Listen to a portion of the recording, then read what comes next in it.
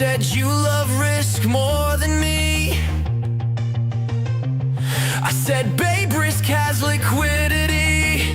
Then she left like a mid-cafe, and I averaged down till I missed the limit orders and poor decisions.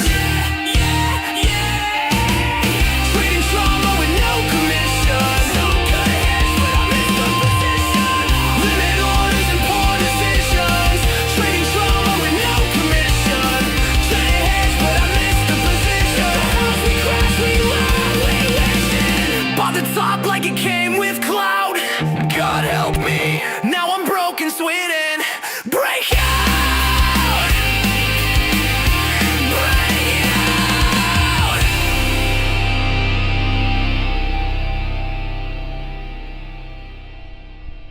Oh, brother, oh, brother, oh, brother.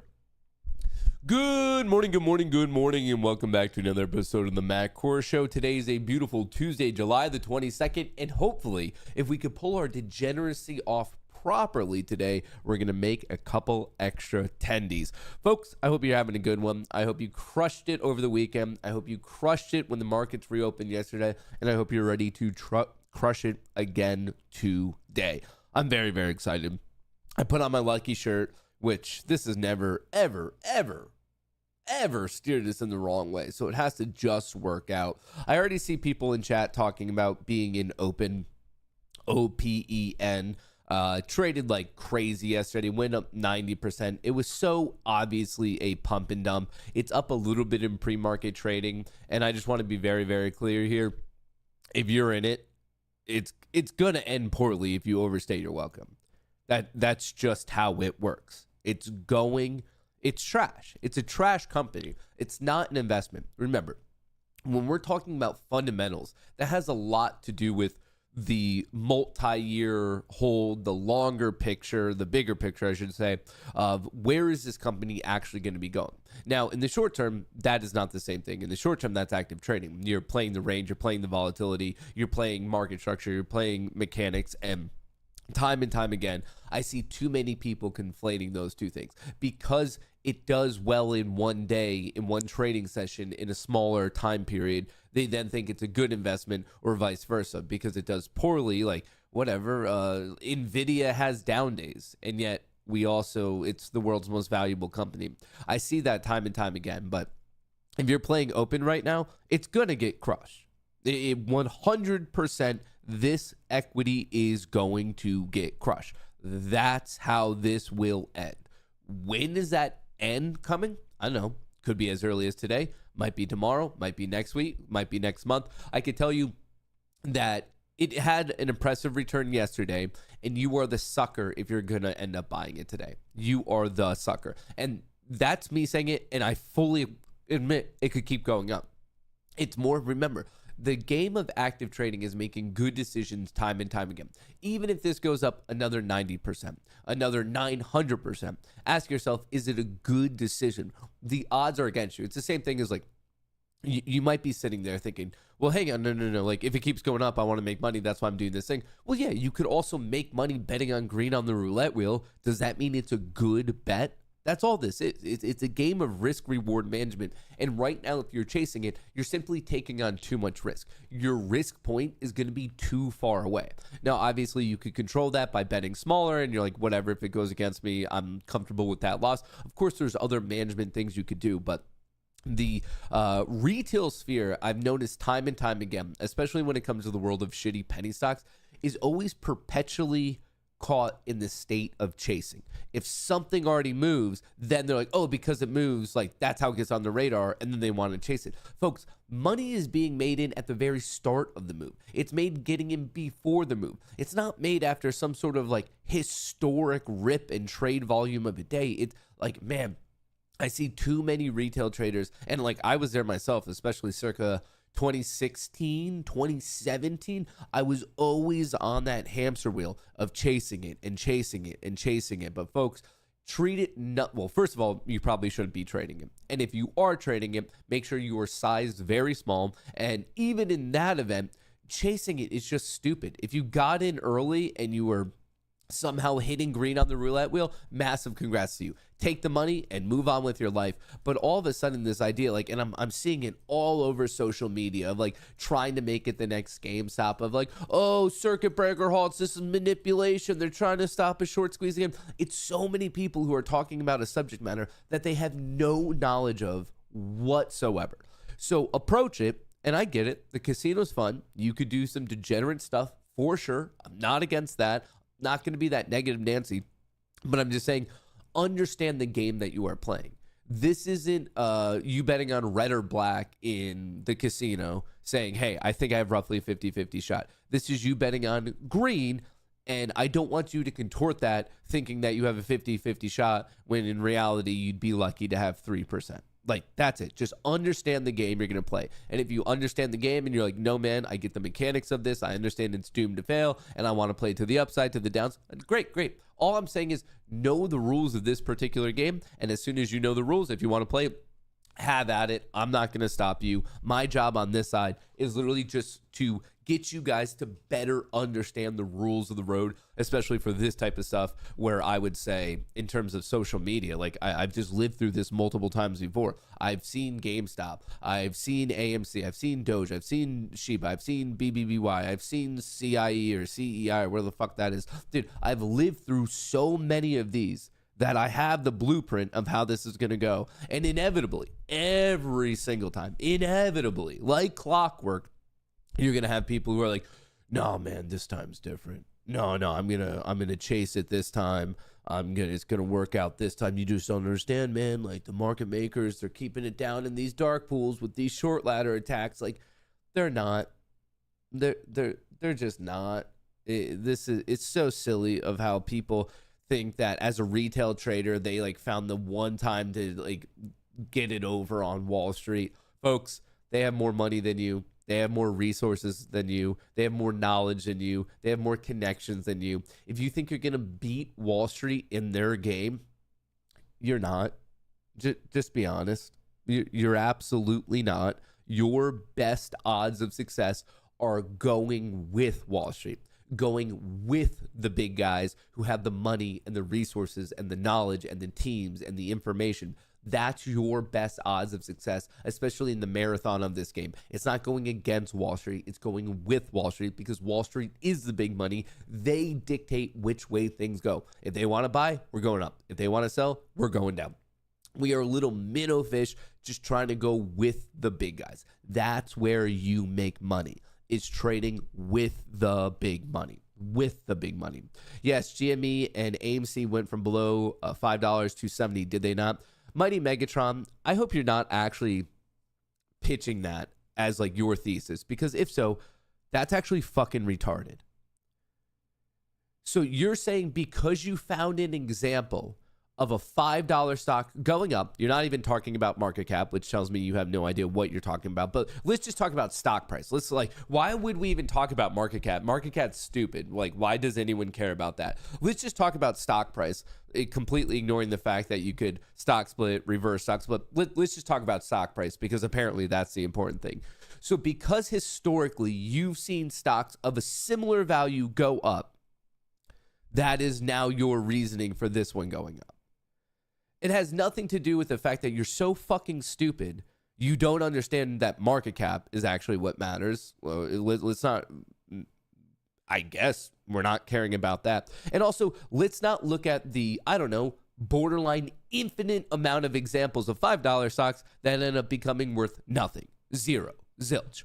You are the dumb motherfucker who one day at the roulette wheel saw someone bet on green. No, actually not even bet on green. You just saw green come up one day and you're like, wow, green came up that one time. I think I should just bet on that inevitably. Like, really, that's such a stupid fucking thing. That is so stupid. And this is like day and day, we're just reminded of why retail traders lose money is because you have no self-control. You're not mature enough to go into the markets. And I actually think that particular, I don't know, adage, that particular accolade, it's applicable to me too. I mean, obviously we all have like tough emotional control, and that's like such a clear thing of retail traders is like really piss poor risk control. I would honestly argue that's the big differential between retail and being professional, is people who could do actual superior risk management. So that part of it, like day in and day out, this is just like another meeting at Retards Anonymous, where you have to like legitimately remind yourself day in and day out, is this a smart move? Is this a bad move?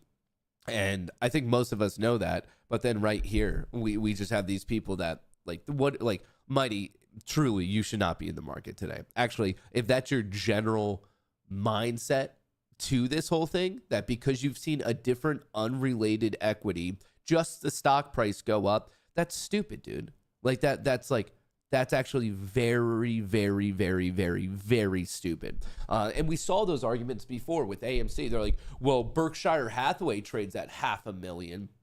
Why can't AMC go up there?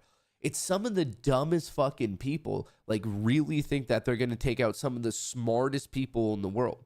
Wall Street, the world's largest casino, has this unnatural ability to simultaneously attract the smartest people and the dumbest people. And for some reason, the dumbest people think they have some form of shot in this game. And it's crazy. And then they blow out, and then they blame everyone else but themselves. They blame regulators, they blame insider information, they blame politicians, they blame dark pools, they blame their broker, they blame everyone but the one person whose fault it is, themselves. Crazy, absolutely crazy. If you are in any form playing open today, understand it's going to end in disaster. The longer you are in the play, the closer to disaster it is. And since here we're talking about it, here's open, some stock that basically had a short squeeze yesterday. It ran 42% by close. At one point it was up over 90%. And even intraday, people lost their mind. They're like, it basically had multiple circuit breaker halts, and people are like, this is manipulation again, to the point that even Wall Street professionals proved how fucking stupid they are. This guy right here, just even before I read the comment, Eric Jackson, founder of EMJ Capital. EMJ Capital, proprietary AI ML-driven algorithm driving our long-short tech equity strategy. President, PhD, Columbia Business School, dudes on CNBC. Like, this is a real fucking guy. This isn't a fake account. This EMJ Capital, blah, blah, blah, blah, blah. You get the point. So he tweets out, Vlad, the CEO of Hood, can we get an update on what happened with Open today and the halt? Thank you from the fam. This guy managing money, a sophisticated, quote unquote, sophisticated AI ML long short hedge fund, doesn't understand circuit breaker halts.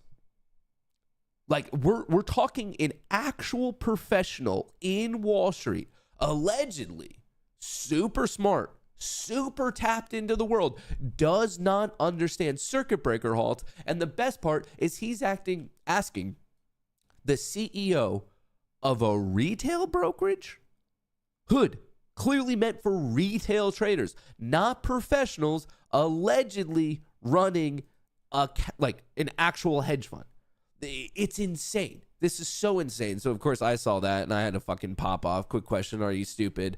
And then from there, I thought it was a fake account. I thought this was like a regurgitated AMC, GME, stupid-ass shill account. Dumbest comment of the day. The best part of this stupid-ass comment is that the alleged Wall Street professional doesn't know what a volatility halt is. Absolute dipshit. And then it was after that my brain really started to break. And obviously, this Twitter did not want to post this because I was calling someone a retard, and I guess I didn't know that Twitter was becoming woke now and won't promote stuff if you're calling people names, because everyone just, like, I don't know, we're just a soft society now.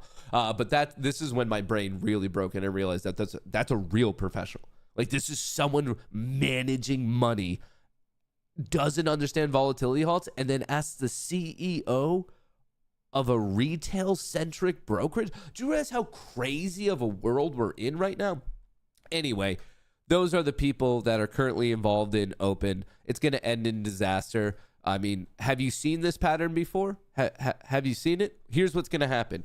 One of these days, it's going to have its first red bar, as in it's going to take out the previous low. And then also, if that's going to be associated with volume exhaustion, see how volume is getting crazy? Here's my prediction. I don't know when this is going to happen, but this is going to be the telltale sign. You can cut this video up. You could do whatever you want, but here's what you need to look for. One of these days, it's going to have a red bar. It's going to be uniquely bad if it takes out the previous trading day's low, and it's also going to be extra uniquely bad if the volume is quite a bit less. So look at the volume to get exhausted and look out to take out the previous day, and that's going to be the start of the end. And guess where this is going to end? It's going to go back right down to sub $1. That's how it's going to go. Don't believe me? What do you think? Pork. Look at Proc. This is one that we've been talking about. Right there. See this perfect example? It pops, volume exhaustion, red day, takes out a low, dead. What's the most recent one? Workhorse. Right here. See, volume, it kind of died. We didn't really get that close below. When again, volume up, nope, starts to get cracked, volume dead, stock dies. What's another one? PHH, well, that's a little bit different. This one actually started to die first. That was a different form of insider trading. I'm trying to think of like what else to show you. What would be another... I mean, obviously, historically in 2021, you could look at AMC, GME. I'm trying to think of the most recent ones. What's another BMNR? This one's a little bit different. Because of the whole E thing, but same thing. See this entire concept of volume starts to die. You start to take out recent lows. So volume dead, take out a recent low, death. Like just gets completely destroyed. You're gonna see this exact pattern time and time again. You're looking not only for a red day, taking out the previous low, volume exhaustion. The sign does not get more evident than that one, folks. Like the one thing I've really taken away from my heyday of trading penny stocks was the kiss of death. Every single time I was trying to ride a penny stock up and I saw that, I mean, not every time, but a high percentage of the times, it ended absolutely horribly for me. And then that's when I had like the light bulb moment of, oh, this is the world where it's actually better to just go short and wait for those events to happen. So open, I don't know when we're going to see that development. Look for a red day, look for the bar to take out the previous lows, and look for that volume exhaustion. Death. It's going to be completely destroyed. And you can most likely make more money to the downside than you can to the upside. The tough part there is you just have to make sure that you have the like proper accounts to be able to short. Most likely difficult, hard to borrow. HTB, hard to borrow stock. So anyway, that's the spiel on open. If you want to touch it after all that, congrats. I don't know. That's crazy. You're going to have much better odds betting against it than going with it. And this is just another classic pump and dump. And if you choose to go long after this entire explanation, and then you lose money because when the bottom falls out, it generally falls out very, very aggressively, don't come crying to me. It's exclusively on you. Stock futures are little change after the S&P 500 posts another record close. So here we are. The SPY had a good day yesterday. The train came off the track right before power hour and pretty much just closed right where we opened. The Q is a bit better. Technically, the SPY and the Q is both green on the day. Post-market was a little bit rough. Pre-market was a bit more rough. But right now, as we're getting close to market open, we are seeing some optimism. The Qs are right at their closing value. The SPY is right above it. Bitcoin's looking good. I also want to put Meta on your radar today. From a daily chart perspective, a technical perspective, Meta going for its breakout. Tesla, we're going to see if it can continue on its breakout. And then the other one I was looking at was probably just anything Bitcoin related. So whether you're playing Bitcoin directly or IBIT or the leverage BITX, Bitcoin is kind of getting close to knocking on the door of a breakout. So definitely all worthwhile to put on your watch list. Treasury slip with Fed Powell set to speak on regulation. So Powell already had a speech this morning and it was a nothing burger. I listened to it, nothing exciting, no drama. Basically just said, hey, we need to make sure competition for big banks is fair and equal. And that's about it. There was nothing like huge coming out of that. So yeah, he spoke today. According to investing.com, that was the only major like scheduled thing of the day. So it's not like we have some sort of like big drop this afternoon. So if anything, today might be just more of a pure price action type of a day, but you never know when we're going to get headlines related to the trade war. How Europe's trade bazooka, you don't really hear that word too often when we're doing morning prep, could be a last resort against Trump's tariffs. Remember, early August is the current deadline for basically everything related to the trade war. Is it going to be a taco situation where we get the can kicked down the road? Maybe. That's how it's been up to this point. But for the 19th time, we've been promised from the administration that they're not going to do that, even though we were already previously promised that, and they keep pushing the can down the road. But whatever. The EU could be preparing to use an anti-coercion instrument to try to deter a looming 30% tariff on its exports to the States. This is a big deal for all of us. Our biggest trading partner is the EU bloc, mainly Germany, mainly pharmaceuticals, but obviously it is far and reaching beyond that. A number of EU member states, including Germany, reportedly support using anti-coercion measures against the U.S. if the bloc cannot reach a trade deal with Washington. The anti-coercion instrument, the ACI, was created in 2023, but has never been used before by the EU. So that's fancy. Is it going to work? Probably not, but we'll find out. Trump targeting trade loopholes risk 70% of China exports to the U.S. China has been increasingly relied on third countries for the manufacturing of final products or components. So this is pissing Trump off, and he thinks that that's going to be another thing that he wants to take on. Targeting transshipments via higher levies or supply chain requirements would threaten 70% of China's exports to the U.S. So we're obviously not just battling it out with the EU. Obviously, China's involved. Apparently, we might be getting updates on the China story today. Besant, the Treasury Secretary, will meet with China counterparties in Stockholm Monday, Tuesday. So that is including today. So just be ready for that. There might be a China update at some point today. Malaysia seeks 20% Trump tariff, but resists some U.S. demand. So not the biggest trading partner. Obviously, it is an important one. So there might be some news there. Malaysia government is seeking to lower U.S. tariffs to about 20%. Maybe he's going to do it. Maybe he doesn't. Obviously, if they get it, that means we're going to be getting something else. So just another thing that we might be getting updates on today. So that's probably the major impactful thing with respect to the overall market. Remember, we did hit an all-time high yesterday. We also had the highest closing value of all time yesterday. But with that being said, this was definitely a classic reversal candle. So I just want to point that out. Large wick. We bought up. The market said, nah, honey. We got pushed all the way back down. I'm sure if you were doom scrolling at all, you saw everyone and their grandmother calling this out for a reversal signal. It is a reversal signal. As much as I like to complain about other people not understanding the math and stats of the market, I do have to admit the stats related to these candles, they really are reversals. Is that a guarantee? No, but I just want to point that out. All-time high, highest closing ever. But yet a bar setup, if you will, from a technical perspective that is more associated with a cool-off period, a pullback, than a continuation. Is it a guarantee? No, but I do want to point that out. Also with NDX, pretty much a similar situation.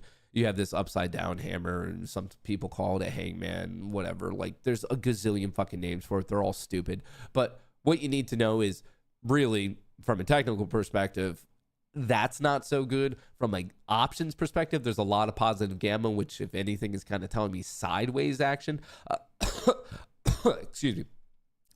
I actually truly believe the highest odds at this moment is more of a stall out. I see some things that are suggesting bullish. The bigger picture, shorter term, is suggesting a little bit more bearish. The options market is basically saying sideways chop. So if anything, I think this is a good period to actually more so focus on individual equities, which is perfect because we are in earnings season. Early this morning, we heard from Coca-Cola and Lockheed Martin. After the market closes today, Capital One, and then tomorrow we're hearing from Google and Tesla, the two big guys of the week.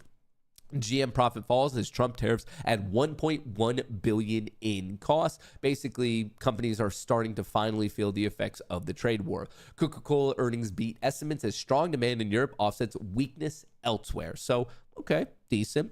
And then last but not least, Lockheed Martin, you can see right here, missing on sales, and actually right here, actually really missing on profits as well. So not the best there. Now, though it's not in earnings, I do think this is important. Microsoft rushes to stop hackers from wreaking global havoc. There is a story that's been developing over the past 2 to 3 days related to a huge hack, obviously impacting Microsoft, as you could tell from the title here. And I thought this was something that was going to get kind of swept under the rug and become a non-story, but apparently it's going the exact opposite direction. So I just want to cover this just so you guys are informed. But most importantly, Microsoft, the world's second biggest company, important to kind of track it with respect to the SPY, the Qs, tech, and obviously it's related to OpenAI. There's quite a bit going on here. Ros, what are the problems then with SharePoint? How serious is this?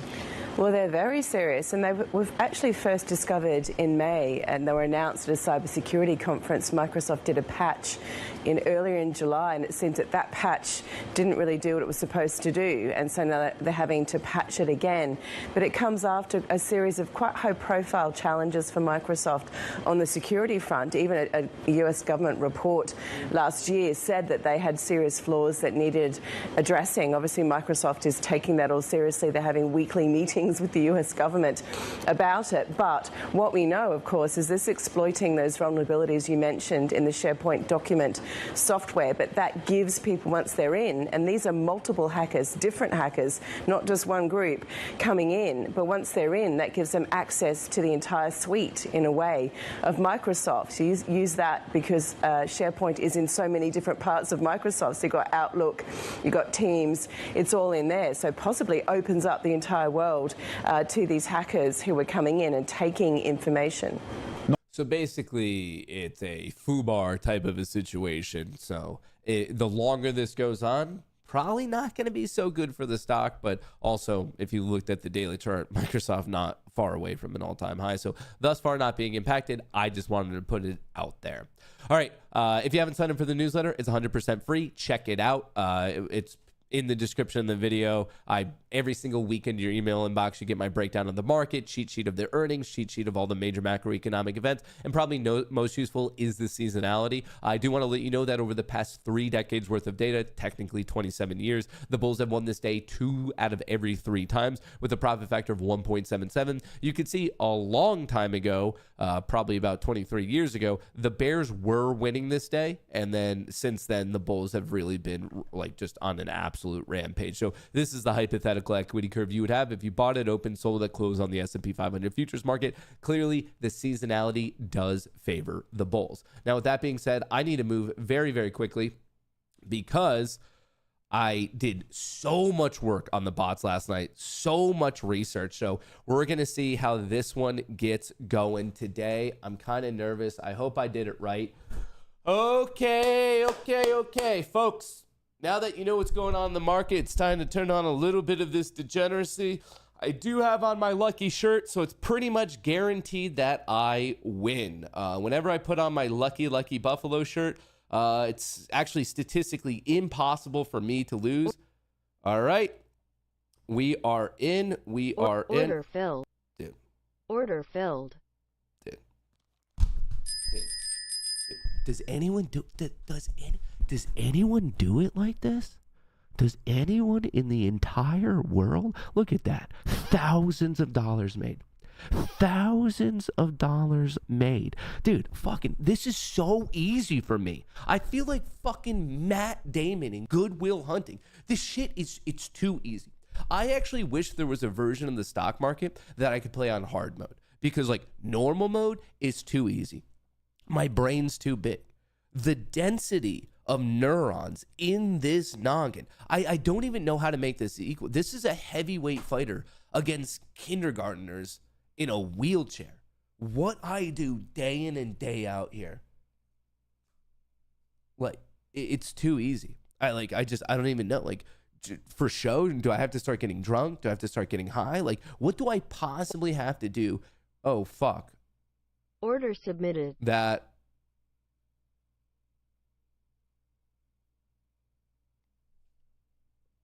That was a bit of a surprise, I'm going to be honest. All right, hang on, folks. Order target filled. Order filled. What's going on? This one, I'm not going to lie, this one's taking me a little bit off guard. What is happening? I'm going to shoot it straight with you guys. This one, I was feeling good about the first one. I anticipated the first one. Second one, we've run into a bit of a pickle here.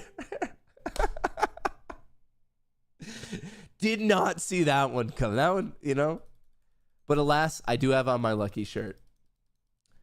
Alas, I cannot lose when I am wearing my lucky shirt. Dude, it's cooking. Wait, do I know what I'm doing? Do I know what I'm doing? Maybe.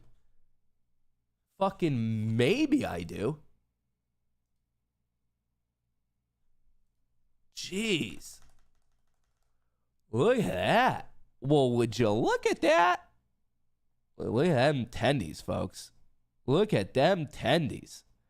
We're cooking. We're cooking with Crisco now. Folks, sometimes I surprise myself.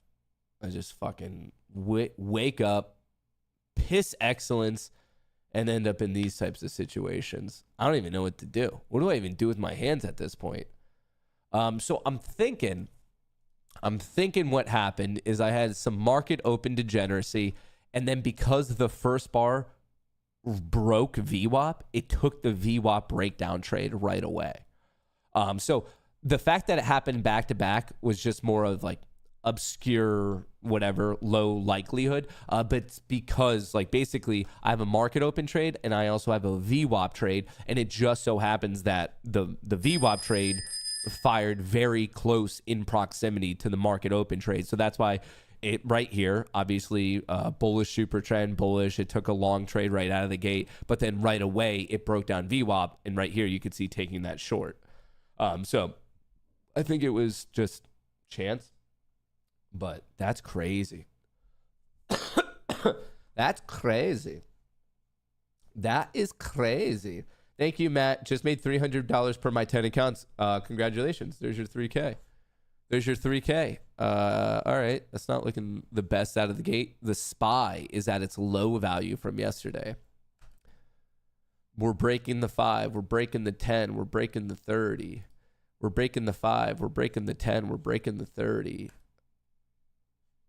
These are the key levels of the day, and they are not looking the best at the moment. Oh, I'm thinking, do I just want to take this money or do I want to hold it? What do I want to do? All right. What do I want to do? Let's see what the options flow is. I'm trying to think about how I want to manage these runners. Do I just want to take the money and make it an easy Tuesday? Or do I think that I've like actually caught a fish? That's the question. Is like, did you get lucky or did you legit catch a fish? I mean, the Mag 7's down. SPY is bouncing up a little bit from the first 2 minutes. We're seeing a little bit of a bounce over here in the S&P 500. But is this a fake out? Is it about to get crushed? The only green things I see right now are Coin and Apple. Everything else is a wee bit red. A wee bit red. I'm watching the cues very closely because obviously we puked and I caught a good chunk of the puke, but is it about to just bounce right back up? I could just take it. I'm up about $800 on these 3 accounts, and I've made about 300 on all the other ones. Is it gonna puke? Is there another puke, or is this the low of the day? Is there another puke? What would the right decision be? What would the quote unquote right decision be? That's a little bit of a pop there, but the Mag 7s, I don't know. This options flow is still looking weak. The NASDAQ is popping a bit, but the Mag 7 seemingly is not catching a bid. Not catching a bid. Here's a look at the book map. Quite a bit of selling up here, so I'm going to be kind of protected by that. That's a lot of sitting sell side liquidity. But then it looks like there's a buy side liquidity here. Let me switch myself. over here. Looks like there's quite a bit of buy side liquidity down here at 77. So I might wait for the market to reevaluate that one. But it looks like I do have a bit of built-in protection here. Sell side, sell side, sell side. So whether it's 310, 315, 318, I should be protected by all of that because my fill is at 319. So we'll see how this shapes up. This is called Bookmap. You can use it if you want. There's a discount in the description of the video. Basically, it tells you the sitting sell orders, the sitting buy orders, and then the aggressive buy orders, and then the aggressive sell orders. I use it on NQ and ES, but you could use it on whatever you want. Bookmap has the data stream to all of it. It has this, basically it's a DOM, a depth of market, but it's a kind of a colorized heat map one. So that's why I like it. It just is some nice visuals of where you could see potential support, potential resistance. Once again, the colorized heat map is sitting market or sitting limit orders. These are sell orders, these are buy orders, and then the bubbles are the aggressive orders of if it's green, that means the buyers aggressively traverse the spread and aggressively bought, and then the red is the opposite. The sellers aggressively traverse the spread to sell.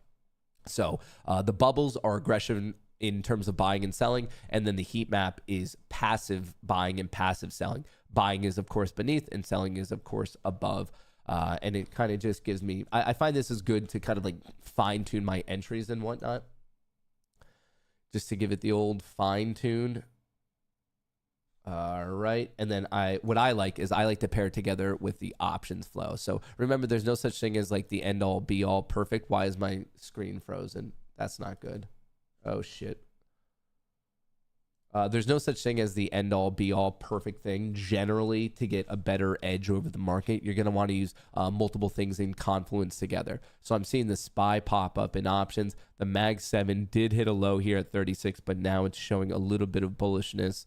The NASDAQ did pop, but now gave it back. So I would say bearish to maybe pushing back neutral right now, because the SPY is so strong, but the Qs are so weak, which means 10, 15, and 20. Do I even want to give it this risk? Because like it could easily get rejected here. The issue is this top one is my fill line. So do I want to take on any risk? Or are these sellers going to get hit? Let's just give it a second. Let's just give it a second. We don't need to rush anything. We have all day, folks. We have all freaking day. You never know what the next bar is going to be. Might go in your favor, might go against you. You just don't know. You have to be honest about the things that you know, the things you don't know. And all I know is that it is pushing closer to my break even. But it's also the runner. And that's the point of the runner. Generally, I don't make money on runners. In fact, it's anywhere from 25 to 35% of the time I make money on runners. The other part, it's just a break-even trade. That's the point of a runner.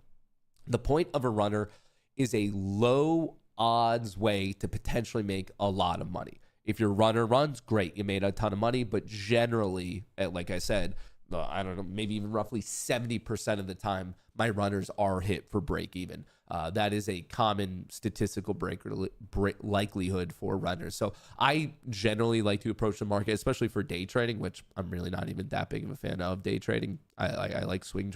All right, dude, this is getting cracked right here. See how it ran right up to the selling, got smoked. Point of control even just dropped. How's the SPY looking? All right, I might move my stop to right there. Is that 300? I could use VWAP as protection.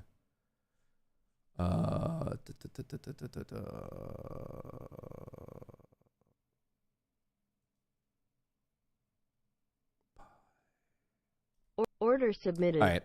So I'm short at 19. I'm putting mine in 15. It is a runner. What I care about more so is that I locked 400 in. I might get lucky. If the runner runs, I make money. 70% of the time it doesn't run and I don't make money. That's just like the odds of it. I wish there were a situation where you could have these massive runners and it hits a lot. Unfortunately, that is just not the distribution of the market. That is not just the distribution of price. ICT killing it? No. ICT is a giant lying piece of shit who doesn't know anything about trading, has never, ever produced a profitable year, has never won a trading challenge, and he just gets too many sheep to fall for his quote-unquote systems, which remember, In any given circumstance, the market is 50-50. In any given circumstance, the market is 50-50. So he has so many sheep who half the time when it does work, they're like, look, it works all the time. I found all these examples of it working all the time. When in reality, it is a net losing strategy. I'm telling you this. I'm promising you this. The only people who have used ICT strategies and are actually successful, and you can count them on one hand, are people who've taken it as a starting point and then completely altered it to make their own thing. ICT out of the box, first of all, as a human being, he's a massive piece of shit, a huge piece of shit. Vega Trade's ICT works. Well, I just explained it. It's going to work half the time and it's not going to work half the time because of how the market is distributed. But ask yourself this, for the thousands and thousands of people who follow ICT, why are there sub 5 who've like done well in this world? It's because in the aggregate, over many data points, it is not net profitable. It is not. I mean, I don't know, it's been proven so many times to not be net profitable in the long term that there's gazillions of videos on it. There are videos of high-end statistical breakdowns explaining why it doesn't work and like actually using it on data. There are videos proving that he's a fraud, as in doctoring whatever, like all of his like proof that he's not profitable. He's never won a trading competition. Like there's actually not a single piece of evidence that he's actually like made it work. So as much as, okay, Vega trades, you're arguing ICT works, then why are you not profitable? If it works, why are there just not thousands of people using it who are profitable? That's like, answer that one question. If it's such a great, phenomenal mental framework of the market, then why are there not thousands and thousands of people using it who are net profitable? And I'm not saying have made money. I'm saying are net profitable. Making money on one trade is very different than being net profitable. Casper, he's a dipshit from that world who's like an ex-con. I think he was selling drugs, and then he took one part of it because he was too stupid to understand the whole thing. He took one part of it and tried to make courses on it, and he sells it for thousands of dollars. Folks, these people make more money off teaching than they do trading, as in they don't make any money actually trading. They are not net profitable. Ask them. Like, I'm so willing to be proven wrong on this one. Ask them, be like, hey, show me your last year's worth of trading. They won't do it. Show me the last 6 months. Show me the last 5 years. Win a trading competition. They will never give you a sliver of actual proof of their trade. The only people who kind of started in this world and then have made money are people such as Trader Kane or Jade Capital, who have proven results. But then when you talk to them, you're like, yo, how'd you do it? They completely altered it. They just used that as their starting point and then created an entire system themselves with, like, I don't know, similar names. But other than that, no one's done it. No one's done it whatsoever. That's not a good argument because supply and demand works, but everyone don't use it. Dude, I promise you. Dude, I'm begging you. Vega, I don't know you at all, but I'm promising you it does not work. I am promised. I don't know you from a fucking hole in the ground, dude. I have no idea who you are. I am telling you, the guy's a fucking scumbag liar, and like you want this to be real. I get it, dude. I was there. Dude, I promise you I was there. Circa 2015, 2016, I wanted to be the next big trader. And all of a sudden, everyone's telling you, Tim Sykes, you're going to learn how to trade penny stocks. Here's a picture of me trading. I only trade for a little bit. I trade penny stocks. Here's my Lambo. I'll teach you all my secrets. Don't you worry. And then you realize, if you have thousands and thousands of students, why are there only 5 to 10 who are actually making money?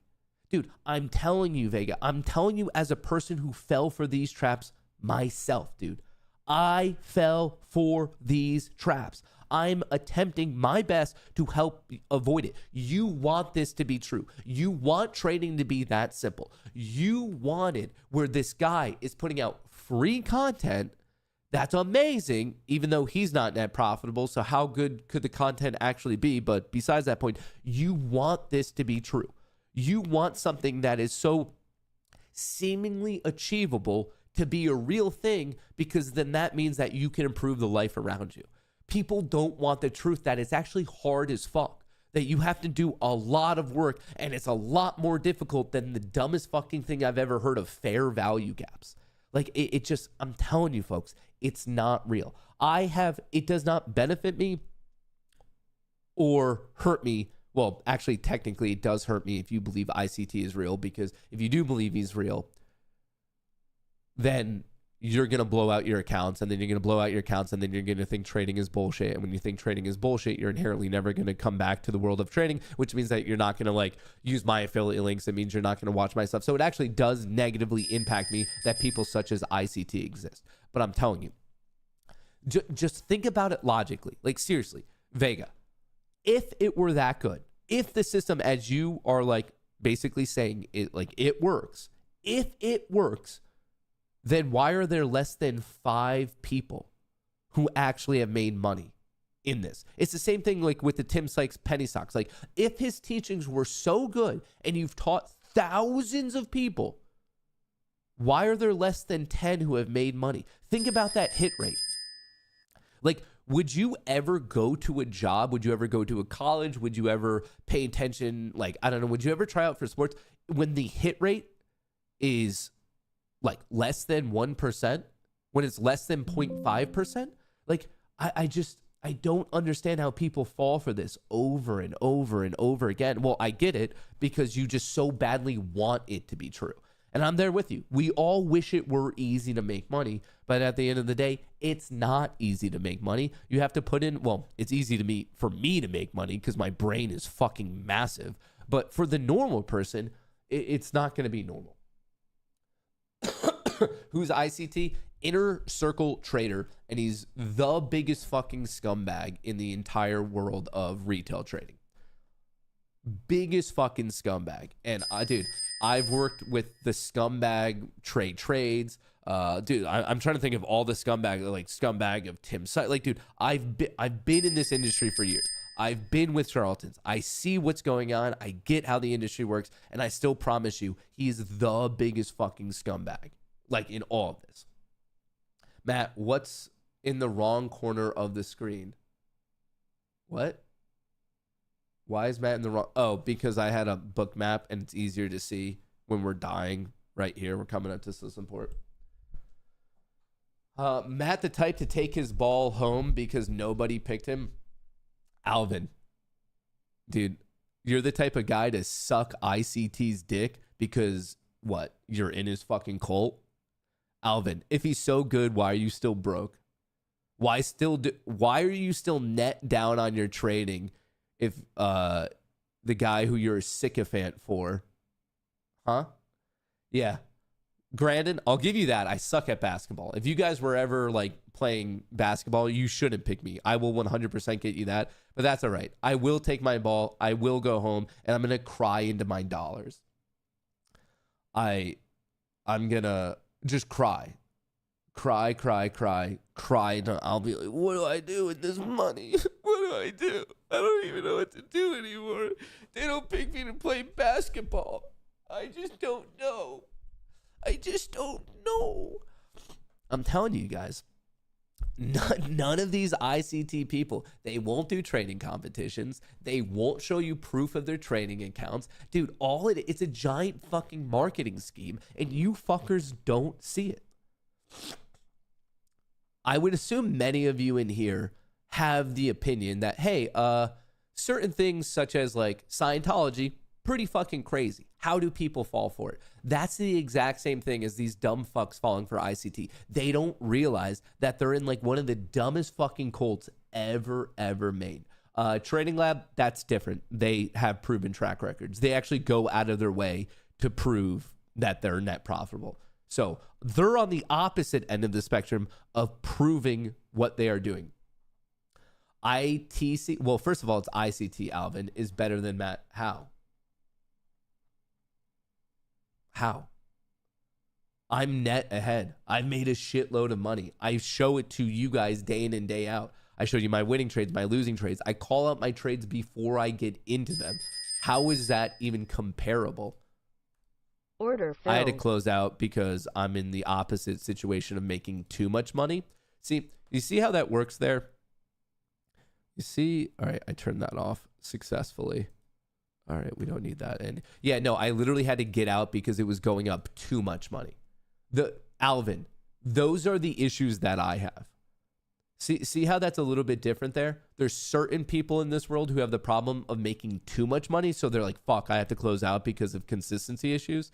And then there's other people who can't win a trading competition, won't show you their trades in real time, won't do anything, actually. A completely different set of problems.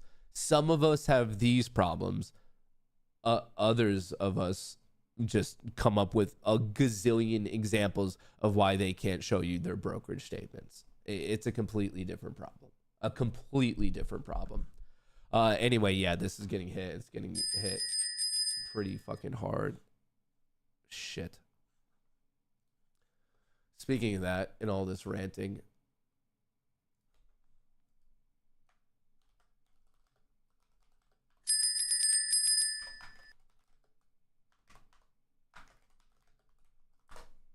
hang on, I need to update some of these swing positions.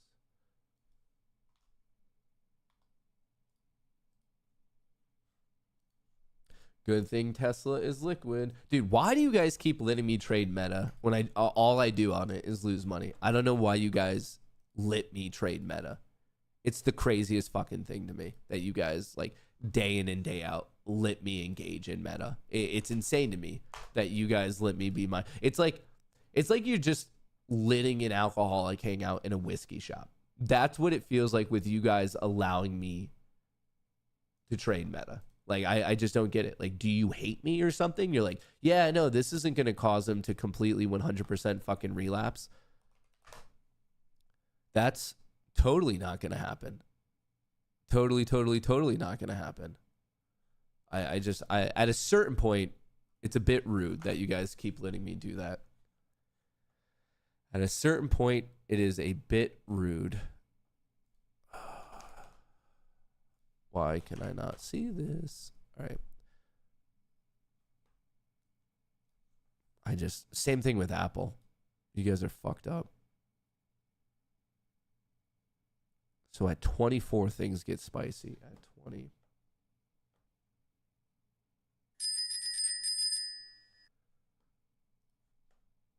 Oh, brother. Oh, brother. Oh, brother. Oh, brother. Oh, brother. Oh, brother. Oh, brother. Oh, brother.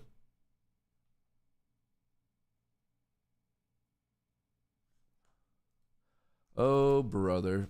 Oh, brother. Oh, brother. Oh, brother. Oh, brother.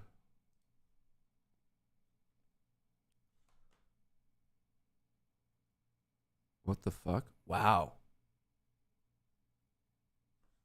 Okay. I was not expecting that. Dude, this looks bad. Jesus. Okay. If that's how we're going to play. I guess we're playing with prison rules today, folks. I guess we're playing with prison rules today. That's something.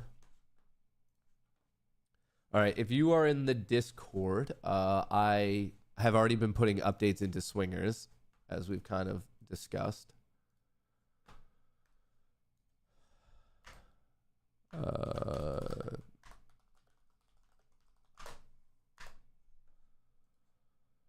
Okay, we're going to see how this one plays out. I can't believe that we're already past this on the cues.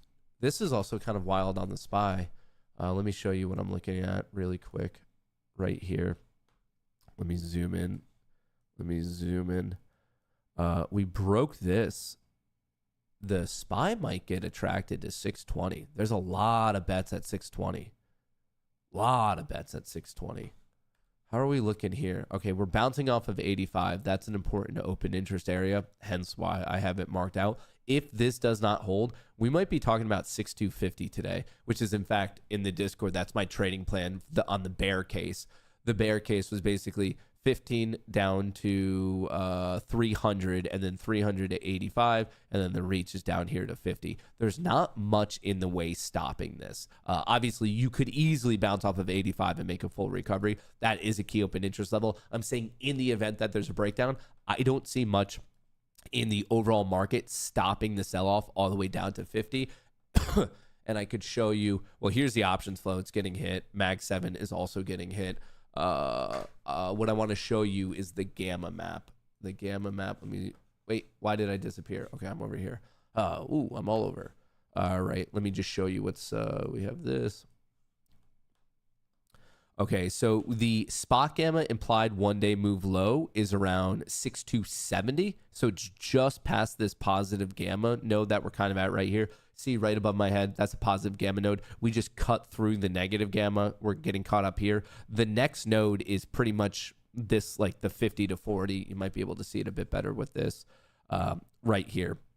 So long puts, there's 3,000 of them to 6250, and then there's short puts, and then there's long puts again. So somewhere in this, and I basically just clocked right between the 50 and the 45. That's why this is my next zone. So I'm by no means saying, remember, like the way I approach trading, I think of it as like a giant if-then statement.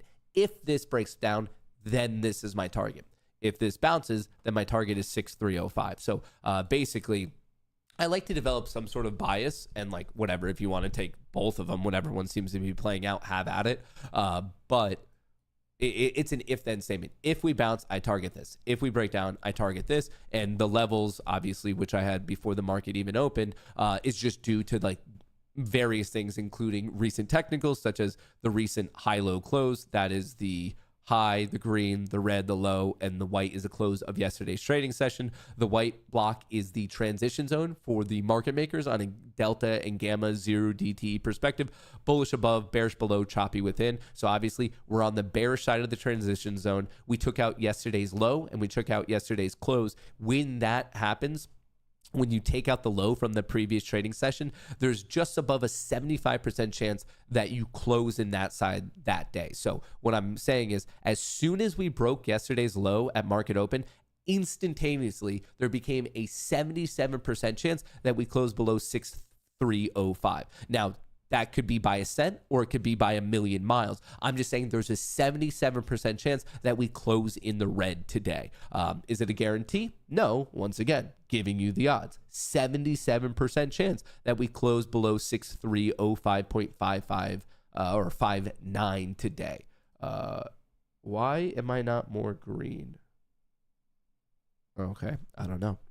I guess vol is not doing exactly what I need it to. But anyway, if this doesn't hold, folks, I'm telling you, I'm looking all the way down here. On a daily chart perspective, we took out the low not only from yesterday, we also took out the low from 2 days ago. And now we're talking about potentially the high vol right here. High volatility point 624. Well, guess where that aligns? That aligns with the low from three trading sessions ago. So we took out yesterday's, Mondays, we took out Fridays, Thursdays, which is an important technical level. It's just a previous low. But on top of that, it is also very important to the options market of a high vol point. So things could get a little bit spicy now if we get this follow through. This could be a double bottom bounce easily. It could be a W formation, or this could just be a lower high and we could puke and then go to my reach target on the day, which is definitely where things could get a little bit spicy. So if you're playing it, obviously just play it with low risk. If you are bearish for whatever reason, if you're bearish, great. Play the breakdown, your risk is this recent high. If you're bullish, great. Play the bounce and your risk is this recent low. You're going to be right half the time. You're going to be wrong half the time. That's just the game of this. Like, I'm just saying you'll be able to survive this marathon of trading by using recent highs and lows and being appropriate with your risk, with your sizing, and respecting it when you are wrong.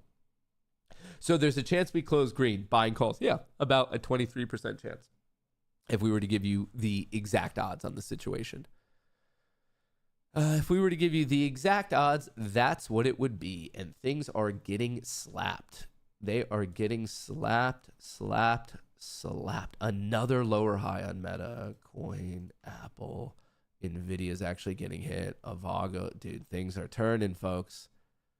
Things are turning, folks. Actually, Netflix might be legit breaking down like it. We're right at that 50 EMA. ASML's puking. Soxel, clear rejection. Clear rejection.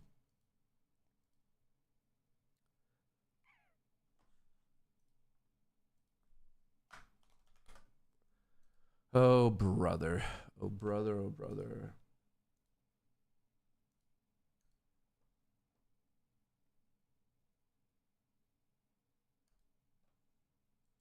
Oh.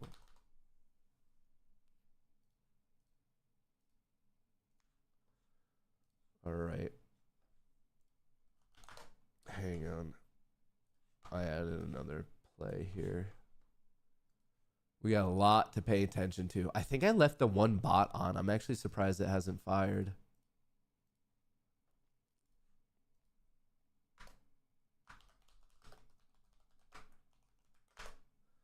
How's Bitcoin holding up with all this? Bitcoin, not much. Sideways. Not much. What else are we missing? Okay, so Tesla, it's still in its consolidation zone, potential turnaround. Meta, try to get going, didn't even hit the trend line, getting smacked. Fucking Meta. Coin turning. Apple, nothing. Nvidia, clearly turning. Got its downside gap fill. Big breakdown alert at 162. Avago turning, breakdown alert at 275 and change. Microsoft flat, sideways. Palantir turning, breakdown alert at 141. Netflix actually almost a legit breakdown. ASML continuing to puke. Soxel rejected at this trend line, breakdown at 2491. CRCL lower high, breaking down, not looking good. BITX sideways like Bitcoin. MSTR turning after a higher high. It would be concerning below 400. RUM had a good day yesterday, getting smacked with the rest of the market. DJT is actually up. Qualcomm getting hit. XRP breather kind of going sideways. Solana actually still going up. Texas Roadhouse trying to recover out of this consolidation. Oil kind of getting hit, lower high at 65. Gold actually picking up. Vol is finally picking up as well. What is the flow on the day? The Mag 7 is now going flat after puking. S&P 500 is continuing to get hit. Oh, golly. Just like that, things can change. Just like that. Just like that.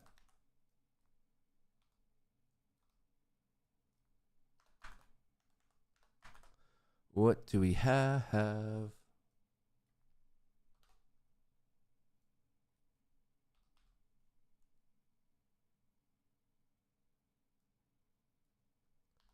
All right, if you are in the Discord, Piper just fired. That's in there. I'm just quickly checking it for any typos. No typos. It should be good. All right, so Piper fired. I put in my trades. You guys have already seen what I did here. Technically, one strategy is still live and can fire. I don't know if I want to let it fire, though. I might just turn it off and call it a day. What would you guys do? As you can see, I have one strat still on the 50K accounts.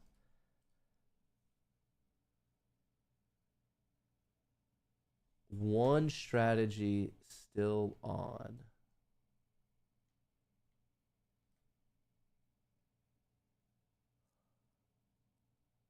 Could be a double bottom here.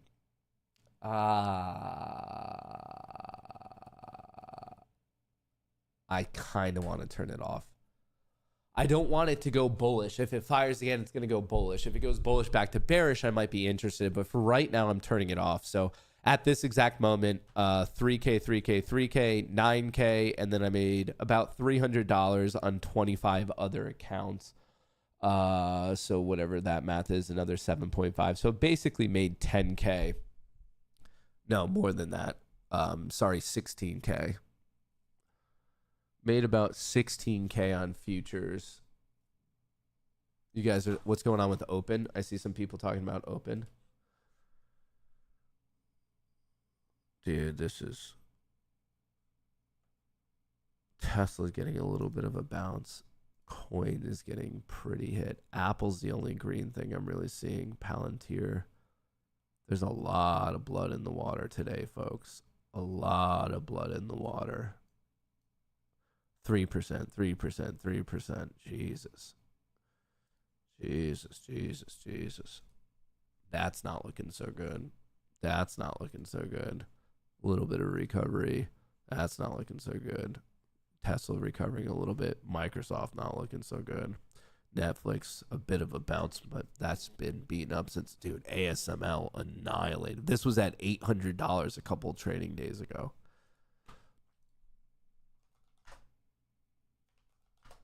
Yeah, here's open. Got slaughtered and now somehow back up, and it looks like it currently has a circuit breaker halt. Circuit breaker halts, if you want to learn more about them, just Google LULD. LULD, limit up, limit down. It is the most common type of trading halt. It's referred to as a circuit breaker halt. And the skinny on the situation is basically it moves too much with respect to volatility, a percentage movement. It moves too much too quickly. And it doesn't matter if it's bullish or bearish. It does not cut only one way. If it moves up too much percentage in too quick of a time, circuit breaker halt. If it moves down too much in too quick of a time, circuit breaker halt. If you want to know what too much is actually defined as, go look up LULD. And you can find out the exact criteria that would prompt a halt. These halts are started and, I guess, turned back off all algorithmically. There's no human deciding circuit breaker halts. There are other types of halts that a human might get involved with, like pending information or an investigation or something like that, which are other types of halts. But with respect to a circuit breaker halt, there's no humans like, hey, okay, we're just going to halt this. That's just not how it works. It's an algorithm. And it's actually a really basic algorithm. If you move up too much too quickly, halt. If you move down too much too quickly, it's a halt. Those bounds that you need to exceed, they do change based on the time of the day, and they actually also change based on the actual equity. Like, is it a penny stock? Is it not a penny? Like stuff like that. So if you want the exact rules, I'm telling you, just Google LULD, go to ChatGPT, go to Grok, ask what LULD is, ask it to give you examples. But it's not like an unknown thing. And I think there's a lot of people who like try to freak out and they try to make it a thing when it is 100% not a thing at all. Not a thing whatsoever. So check it out. But I hear it. I've lived through it. I know people are like, duh, fucking dark pools, this, that, the other thing. And I think it's all bullshit. I think it's all bullshit. But yeah, it looks like it got halted at 10:05, so it's going to start trading again in a minute. It's a 5-minute halt, circuit breaker halts. There are other types of halts that are longer. I mean, sometimes penny stocks get halted for weeks as they're whatever, maybe in a lawsuit, pending investigation, shit like that. But most of the time, when you are halted, it's going to be a circuit breaker halt, which is going to be a 5-minute halt, which is actually different than the circuit breaker halts for the overall market. That's a completely different set of circuit breaker halt rules. And obviously, as a trader, you should probably know them. But this thing is going to start trading at some point in the next minute. It depends on the exact second that it was halted. The concept of circuit breaker halts is things are too volatile, so they stop trading. And the idea is to allow the volatility to calm down. And the whole idea is to lessen volatility.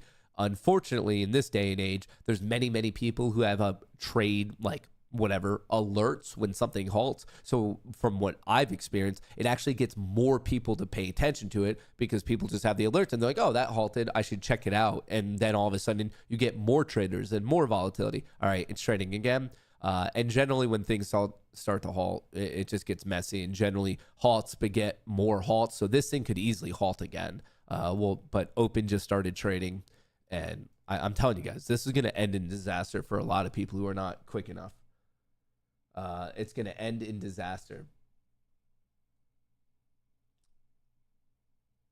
So we'll see how this goes. Very quickly, while we're seeing if open does halt again or not, here's a look at the Mag 7 flow. We puked up until about 10:03. We're getting a little bit of a reversal at the start of the hour, but not the biggest one. And then the SPY even smaller. So yes, some bulls stepped in, and they might be able to continue for sure.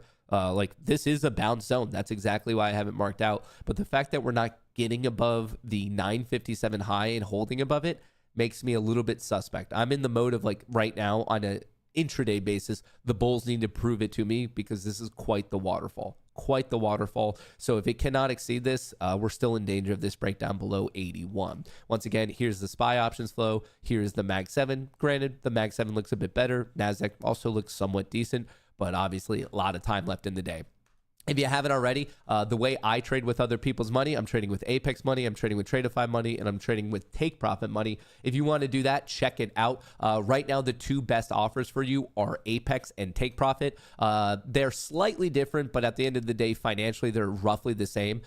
So just make sure to use that code Goonie on Apex, and then also, once again, the code Goonie on Take Profit. So on Apex, it's 80% off the eval, and then you would pay the upgrade fee, and that's different based on the time frame that you want it, but this lasts for 2 more days. Once again, the code Goonie. Then for Take Profit, it's actually 40% off the eval, but there's no activation fee, but their base fee is higher. So like I said, at the end of the day, it kind of depends on how many times it would take you to pass Apex, but they're going to be roughly the same right now. So once again, GOONIE, 40% off, no activation fee on Take Profit Trader, and then on Apex, 80% off on the eval. But when you do the full math out, they're roughly the same. So I just want to let you know, code Goonie is going to work on both. Pinned to the top of chat in the description of the video. And I'm not just saying it to say it. Obviously, you guys see me trading on them day in and day out. Here are all my take profits.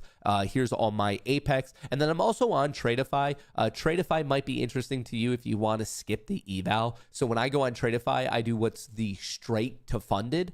So literally, there's no eval. So obviously that's more costly and there's a different set of rules. But basically, I would always implore any of you watching to use the firm, to use the company that is just best for you, that increases your odds of success. I 100% believe that that's the way to do it. What about Robinhood halts? No brokerage decides what do you, I guess, what do you mean Robinhood halts? Robinhood does not get to decide the halts. The exchange tells you if something is halted, and then the brokerage lets you know, the trader, if you're allowed to trade something or not. But brokerages don't get to decide the halts.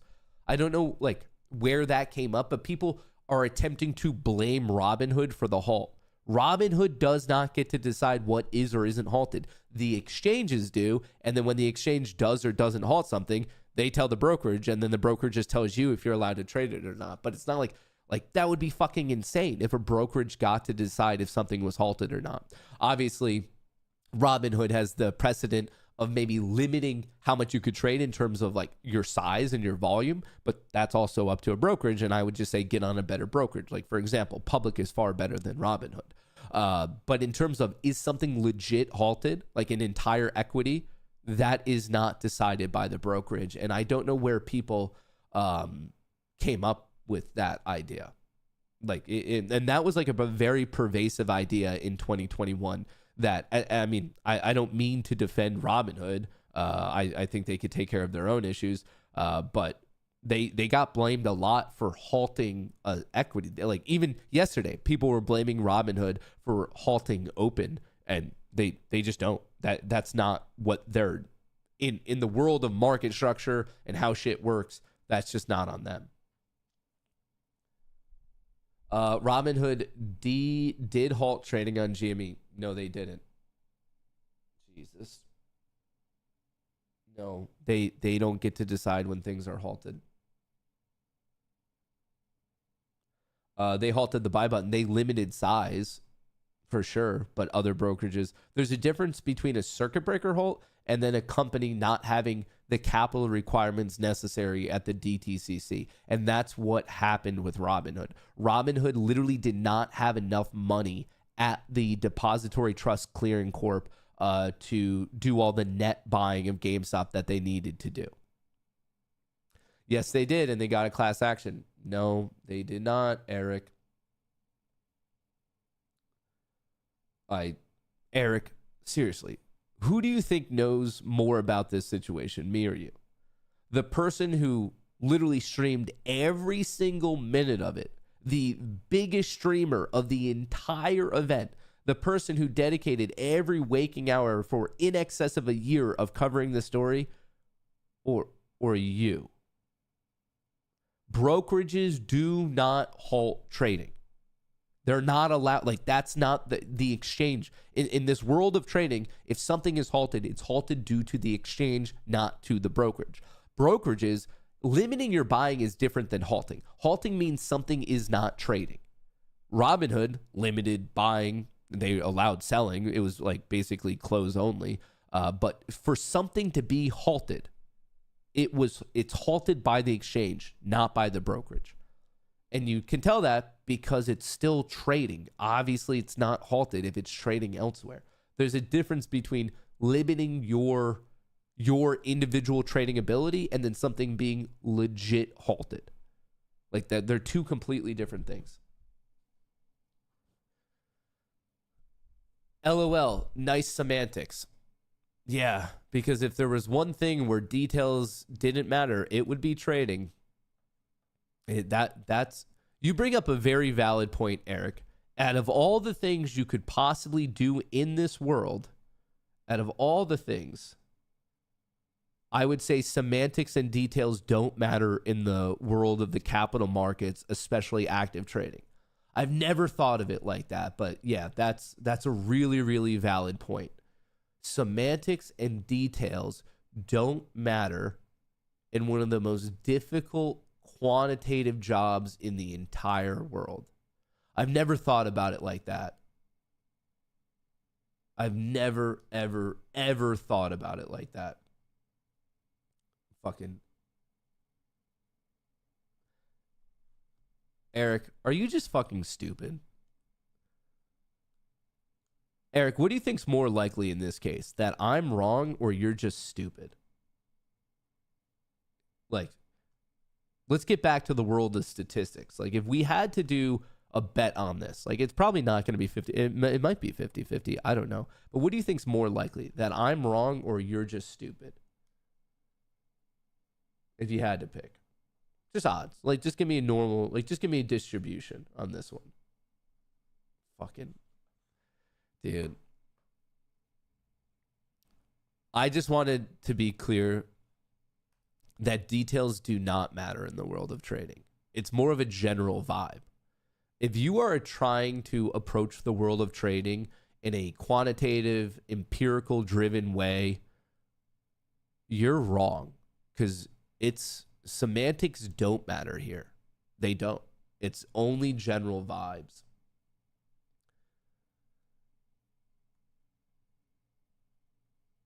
I'm straw manning.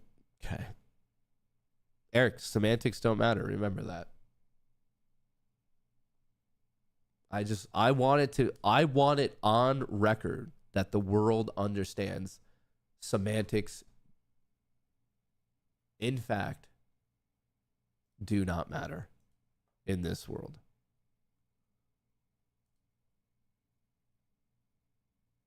All right. I'm turning it back on. Like I said, I didn't want it to take the long.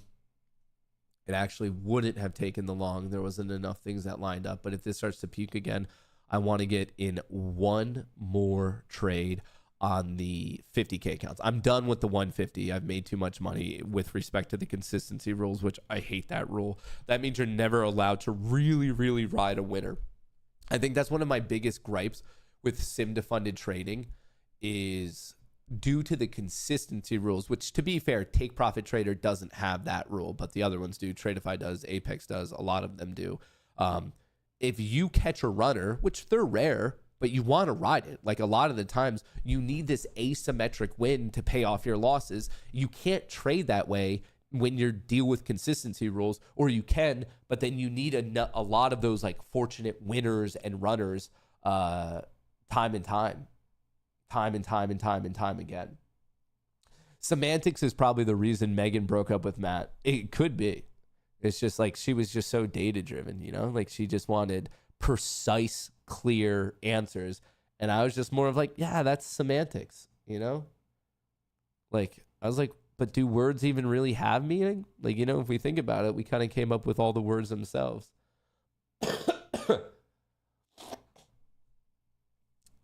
I like how Eric is saying he didn't say it, but literally verbatim saying Robinhood did halt on GME.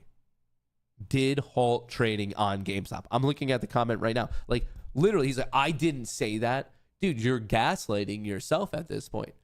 Not only can I do this, but the rest of the chat can see your comments. And I guess I get that you're not a semantics person. Did halt trading on GameStop. And I'm saying no, because it's impossible. Brokerages do not get to halt. That's that's not their job. Brokerages don't get to decide that. Eric, the other one did. I didn't say that. Well, now it's getting confusing because we have multiple Erics in here. So to clarify, I'm talking about lowercase Eric, capital case Eric. It's not him. Don't blame him. Before you know it, by the end of this, we're all going to be anti-semantic. Before you know it, this is going to turn us all anti-semantic. Oh, what do we have here? Why did that not fire? Why did that not fire? Oh, come on. I thought it was going to go short. Maybe I'll be happy that it didn't. But these accounts, basically, I'm looking to trade one more time. If everything goes according to plan, they should be worth about $400. So I want that to be 400, that to be 400, that to be 400, that to be 400. I'm basically going for one additional $100 trade, maybe 150. I'm not really sure. It depends on the volatility at that moment in time. So it should be anywhere from $1 to $200, basically. $1 to $200. Anti-semantic. I did not see that happening here. All right. Well, we're going to wait for this to play out. Vol calming down, SPY going sideways, Q going sideways. We might be putting in a higher low, or this might be a lower high, and then we puke. Obviously, time will tell. Here's a look at the NASDAQ. We did pop up until about 1016, taking a hit now. But once again, might be a higher low, might be a lower high. The Mag 7 is legitimately looking better. We got hit pretty hard up until 1003. Ever since then, we're seeing somewhat of a recovery. The recovery might get destroyed. I don't know. But as of right now, it is a decent recovery. S&P 500 is not looking good. Anti-semantic. Good one, Dad. Thank you. Thank you, KPT. It's those types of moments. I feel like I missed one. Oh, wait, what is this? Just wanted to say thank you for all the knowledge while also bringing back retard. There's a ton of tardation out there, but we need to be able to call it out. Cheers. Mad Pan Trades. That's so kind of you. That's what I, a lot of people won't push the bounds of content creation and call their own audience retards, but that's the one thing about me is I'm willing to live on the frontier of content creation and call out a tard for being a tard. Does it relate to the fact that my vice principal told me I was never going to get married? Maybe. It could. Oh, hot dog. Order submitted. Hot dog. How much is it going for? Oh, it's right in the middle. Looks like it's going for 150. All right, so this should be the final trade of the day. This should be, if everything goes according to plan, which technically I could just turn it all off. So like I am kind of the captain of my own ship here. I'm kind of in control of making this happen. Oh, brother. Here, 100 tick. Let's speed this puppy up. Let's see how this goes. Let's speed this bad mamma jamma up. All right. So my fill is at what? My fill is at 62.50, basically the recent low. Basically, why am I losing this? 62.50, so right here. All right, so basically we had a little breakdown of the point in control, and I am targeting to take my profit right on top of these sitting buy orders. Come on, money, money, money, money, show me the money, show me the money, show me the money, money, money, money, money, money, money, show me the money, show me the money, money, money, money, money, money, money, money, money, money, money, money. Come on. You son of a bitch. Oh, wait, no. My fill was at 62. Oops. I made a mistake. I thought that was my target. Oh. Oh. Well, that means that we need to break massive support for me to get my fill. My bad. My bad. Little bit of a retarded move. Sorry. Once in a while, my retardation just flares up and I have these outbursts. So I would apologize for that one. But see, not even I can avoid it, folks. Not even I, the best trader on this side of the Mississippi, can avoid being retarded. It's it hits the best of us, honestly, folks. Uh-oh, I'm not liking this. We have some support coming right in. I need to break 2 layers of support. Not my best trade. Mitchell. Matt's first day of trading. It feels like it, honestly. ICT wouldn't have done that. Well, that's good because he loses money. So if anything, I'd prefer to do the opposite of what he does. Because if he does stuff and he loses money, put me in the opposite camp where I'd prefer to make money. So that's actually a positive to me. I would actually prefer that. It's all right. Don't worry. Folks, I have on my lucky shirt. For everyone in the audience right now who's thinking, man, the markets finally came for our boy Mateo. They finally came for Matt. They finally are going to get our guy. They're not. They're not, folks. Like, I have on my lucky shirt. It's actually illegal for the markets to not allow me to win money today. When I'm wearing this shirt with such an immense amount of luck, it's just impossible. It's impossible for me to lose today. Now, I don't want you guys to cry about it or anything like that. It's just certain days like Friday, I'm vulnerable and the market is legally allowed to take money from me on an OPEX day. But then there's certain days like today where it's actually written into law. Like Congress voted on this. And they're like, no, if he's wearing his lucky shirt, like we actually have to give him money. Like I don't make the rules.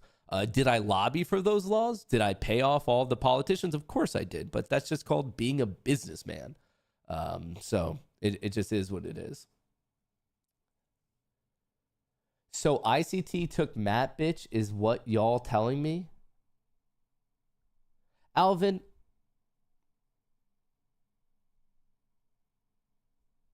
if you had to rate like the grade level of your writing, what would it be? Like, honestly. So ICT took Matt, bitch, is what y'all telling me. ICT took Matt, bitch. Like, I don't even know what idea you're trying to convey there. Are you like... Is that like a 3rd grade writing ability? Like, yeah, like at what point would you say you stopped paying attention to basic written English? Grade F for fucking retard. What I don't like about this trade, as I showed you on Bookmap, was we had a lot of buyers right there, unfortunately. We had a lot of buyers right here. See how this? Sitting buying. I thought my target was that. I didn't realize that that strategy does not have this data whatsoever. I actually don't even know if that's possible. That would actually be a really, really cool strategy if you could add on that type of information. That'd actually be a sick strategy. Unfortunately, this is, oh damn, This is ripping all the way up to 200, brother. Look at all that selling now up here. That's a good amount of buying. But this is going to be a serious wall. This is bigger than the Great Wall of China up there to break 200. I wonder if that's actually possible. How could... So the system that fired was more so based on momentum and just price structure itself. Nothing to do with sitting orders. But I feel like that would be where the real strategies would be at. Like here, my anticipation is now a pullback. Like a lot of those orders just got filled. Giant. Look at how small these are compared to that. That was a lot of buying that just came across. A lot of buying. You could see it down here, this giant spike. But yeah, generally when you have such like just clearly dominant areas such as this one, this happens to be on the sell side. It's from just what we've seen, it's very, very difficult for it to break it on its first attempt, which actually is good for everyone to know, because then if you're using this, don't be this buyer. Don't be the person hitting buy right there. If you want to be a buyer, wait for the pullback. And in the rare event that it rips without you, okay, whatever. You're protecting yourself all those other times. All those other times. But anyway, back to this like piss poor the map bitch. So I hear PDT might finally be going away. It's about damn time. Let the little guy play with the money the way he wants. You ain't my daddy. I think they should get rid of it. So I found this out yesterday, but pattern day trading was created in 2001, and they argued that it was to protect the little guy. But in reality, it had a lot to do with market structure and just the speed at which they were able to clear trades. Depending on what you're trading right now, you either have T1 or T2 settlement, as in it takes 1 or 2 days. And once again, this is changing depending on if you trade options versus equities. But you might get in and out in a day. Like, let's say, for example, you buy whatever Tesla puts this morning, and then you get out of them this afternoon. Even though in your account and in your mind and everything like that, it looks like it's settled, like you're done, like whatever, the position is closed out. From a very, very, and I know we're getting into semantics here, but from a market structure standpoint, the trade's actually not done. Actually not at all. It takes, if it's options, it takes 1 day to settle. And then if it's equities, it takes 2 days to settle. So it's because of things like that they're like, well, hang on. We have all these people trading money that's technically not settled, but they're still actively trading. And I think a lot of it has to do just with like really... Connection lost. Jesus, that's the last thing you want to hear. Connection lost.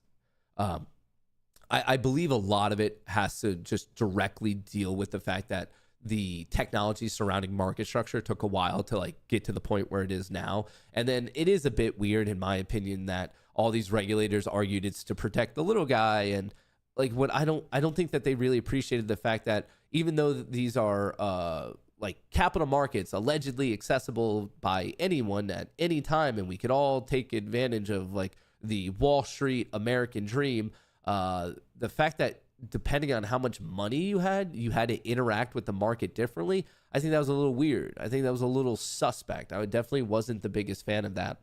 So anyway, it is now, and I covered this all in the update video. If you guys want more like the nitty gritty details of them getting rid of pattern day trading, I implore you to watch that video that we posted just yesterday. Whether you're watching on Rumble or YouTube, the video is up. A lot of good information, but here's how it's going to go.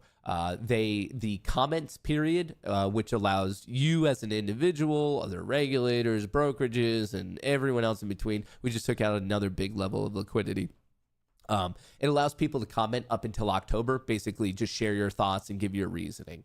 Then from there, it's probably going to take to the end of the year for like, because this is all decided by FINRA, and then they have to bring it to the SEC.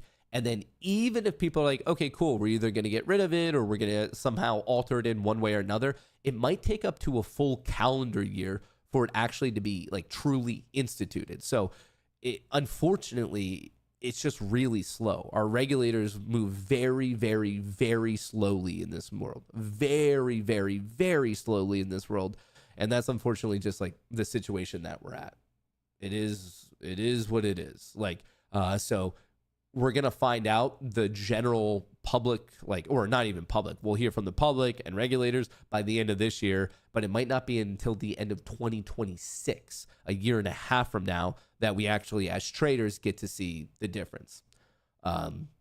Vic Dog is saying they won't get rid of pattern day trading. Okay. I don't get you. I guess you're welcome to your opinion, but your opinion is literally against all of the news and stories coming out right now. Definitely against all the news and stories. American Legion. Matt's ceiling is high, but Matt Kohrs maybe cool down the hubris a couple notches. Oh, American Legion, shut up. You're such a fucking pussy. Dude, what is with all, like, it's weird. I get it that, like, we're in this world of, like, participation trophies and, oh, like, you hurt my feelings. It's uniquely weird to see it on places like Rumble, where you're like, oh, I'm a fucking tough dude, freedom of speech, I'm going to say what I want. Dude, shut up, pussy. Like, there's nothing more cringeworthy than people who, like, try to take on this, like, outward appearance of, like, I'm so tough, words don't hurt me, and then you end up being the first fucking person who's crying. Like, dude, chill. Like, they're like that. It's so fucking weird, dude. So incredibly weird. The biggest fucking crybaby pussies. And like, no, actually, you can't say that. That hurts my feelings. That hurts my feelings. Okay, congrats. It's one thing if you're, like, at least consistent with being a bitch like that, but then, like, on the on the other hand, when you're like, nah, dude, we could say what we want. This is that ain't my daddy's America. Like, come on, bunch of fucking babies. Tough on the internet is an oxymoron. Yeah, we definitely have some of those tough guys here on Rumble. Definitely some tough guys on Rumble. Here we go. How fucking tough we are. It's all right. You'll get over it. You'll get over it. And also, if you don't, I kind of just don't care.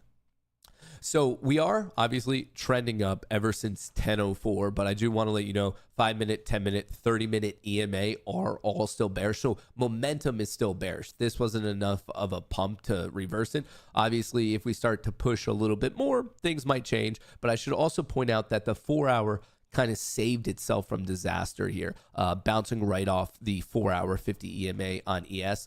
Going over to the NQ, momentum, same thing, 5-minute, 10-minute, 30-minute, all bearish. And then even this, same thing, it saved itself from disaster. So the shorter time frames, 5, 10, 30 on both ES and NQ, favoring the bears. The 4-hour still technically bullish and actually bouncing at very important levels of support. So obviously that will be my main watch for the rest of the day. Clearly, I'll be looking at the options flow as well.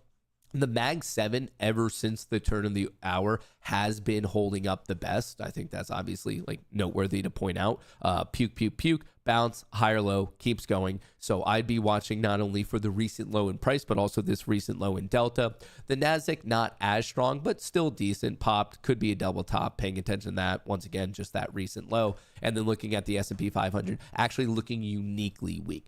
This is my main reason on an intraday basis of why I'm not chasing things long, because the SPY is signaling something else worse is going on. It is very much signaling something is not healthy underneath. We sold, barely got a bounce, even though, like, really, I guess a better way to put this is what I'm seeing is divergence between price and options. Options are not dealing with this at all. And I think the only reason we're getting a bit of a pump is because Mag 7 options are looking somewhat better. But the fact that the SPY is continually nosediving, like whenever it gets a little bit of relief, it's just nosediving to the low. This is exactly why I'm not going long on an intraday basis here, just there's too much weakness in the options market, and we haven't checked it out. Okay, the big guys, not much. There's a little bit of net selling. It's technically a negative number. They're definitely not buying. So the big guys, slight net sellers, but it's pretty much neutral. I see bearish momentum on everything but the 4-hour for NQ and ES. I see a lot of weakness in S&P 500 options, and then the Mag 7's holding it up. Nasdaq is now flat. I guess we could look at some individual names. Tesla, really nice recovery there. Nvidia, pretty much flat, maybe recovering a little bit. Palantir, actually bearish. Microsoft, decent recovery. Apple, flat. Netflix, bearish. MicroStrategy, bearish.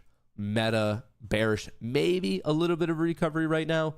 Avago, bearish, now flat. AMD, bearish, now flat. So even most of these ones, like there's a bit of a recovery, which is why we're seeing a bit of a recovery in the Mag 7. But even this, ever since 1036, it's just going flat. It's not continuing that trend upward, while we're seeing the SPY continually nosedive. Now, to be fair,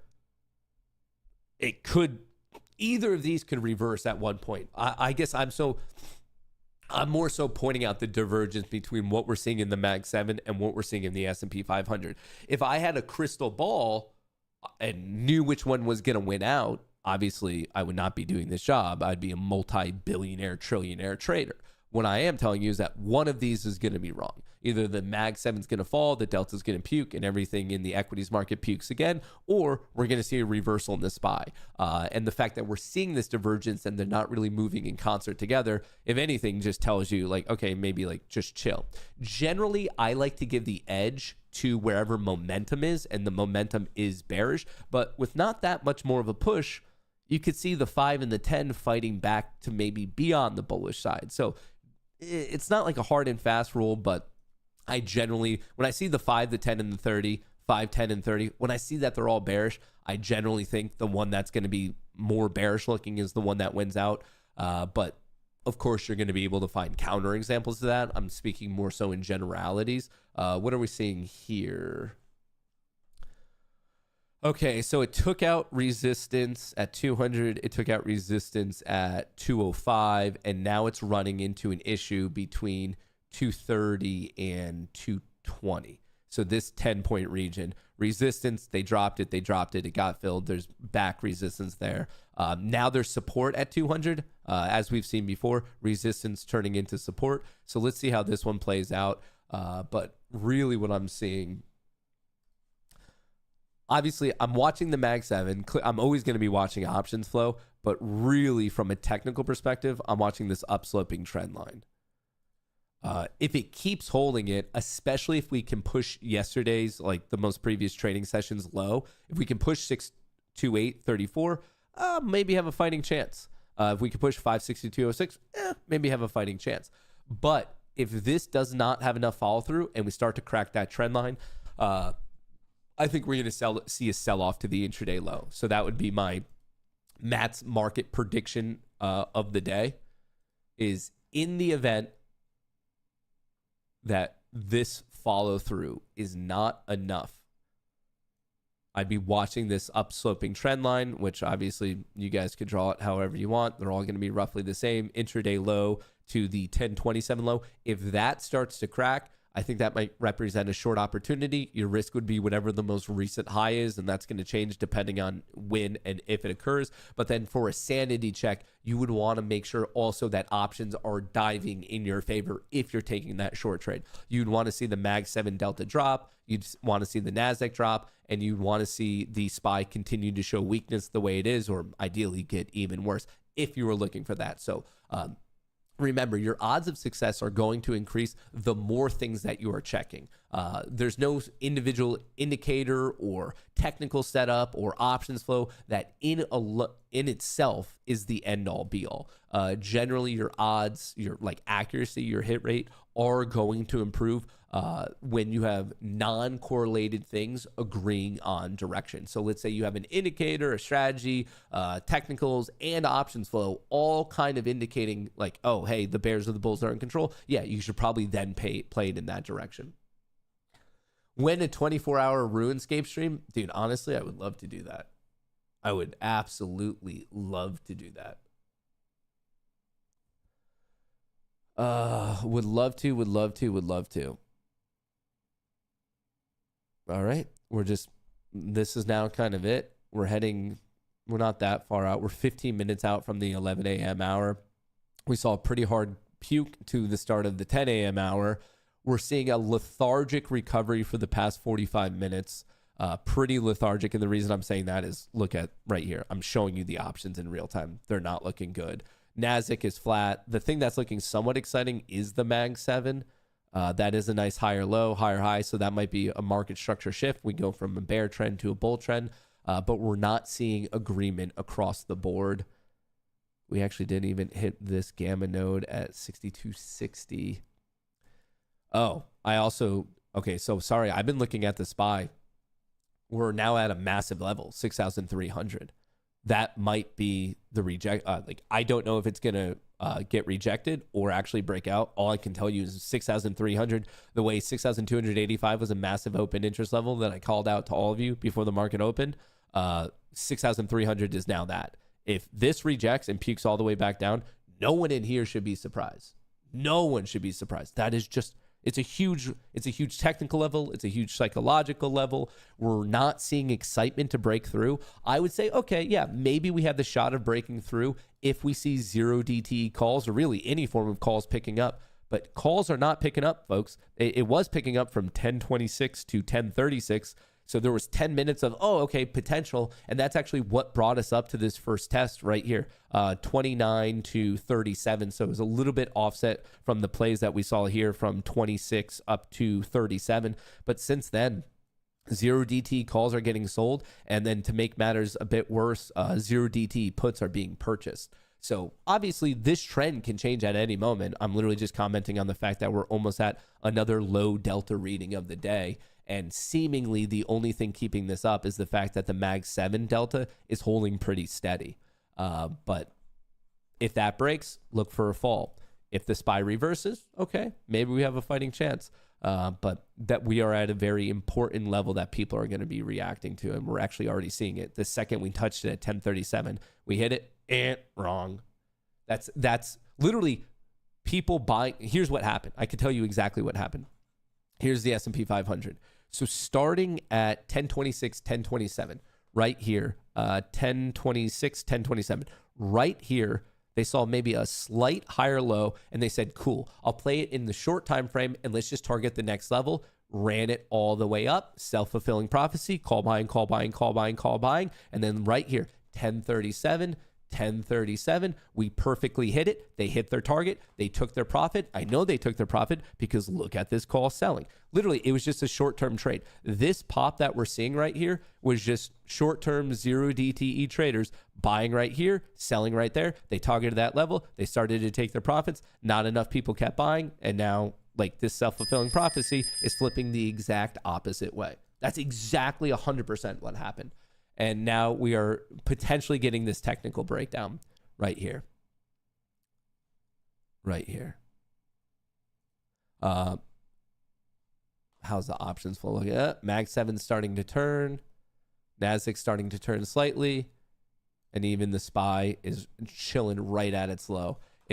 So the technicals might be turning here. Bearish to bullish, not that strong of bullish. We might be breaking down. So watch this technical setup. Watch the options flow. It's maybe tilting. And then obviously bearish, bearish, bearish, still bullish. Bearish, bearish, bearish, still bullish. So momentum 3 out of 4 on both the S&P 500 and the NASDAQ favors the bears. But the 4 hour is still favoring the bulls. And basically, I think the final thing that needs to go for this to break is the Mag 7 delta flow.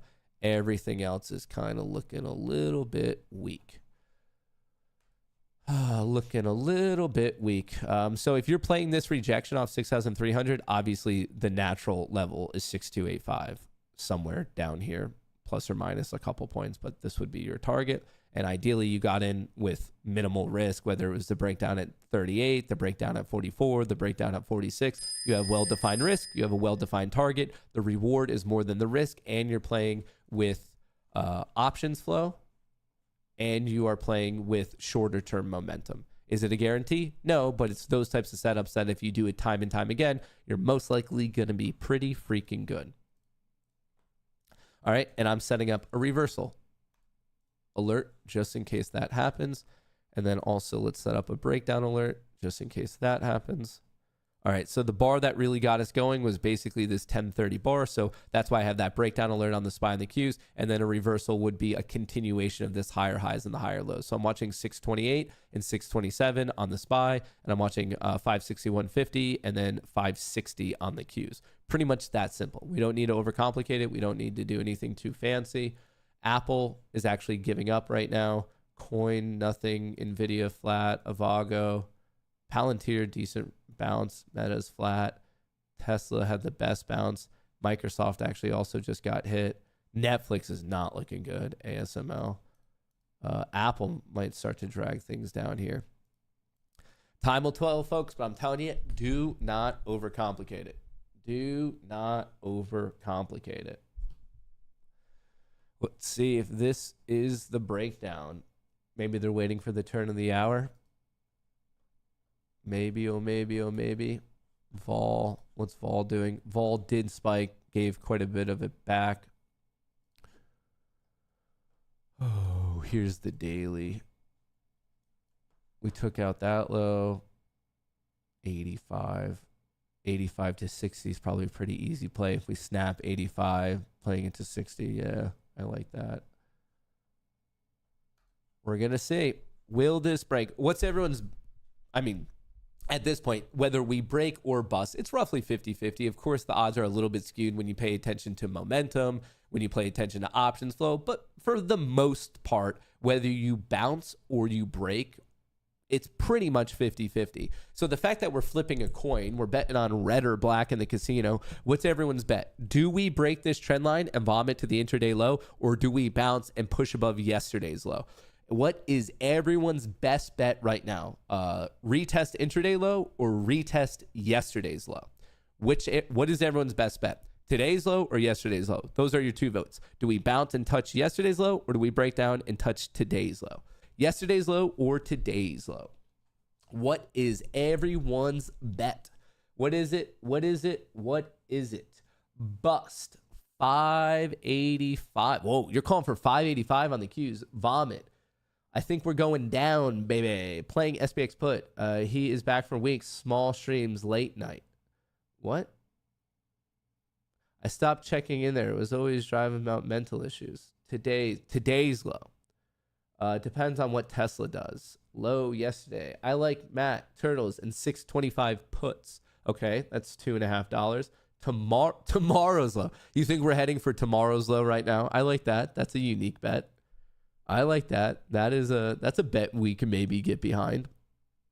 Well, as the market is deciding here, here's a little bit more. You see how these liquidity levels, we broke this liquidity level, we broke the second one, ran up, could not break the third one, and now this is getting lower. So look, sell side liquidity higher, got rejected, now lower, currently sitting at 23,220.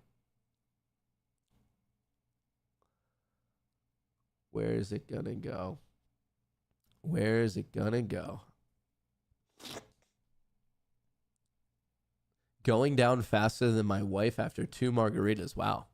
That's aggressive, Josh. That is aggressive.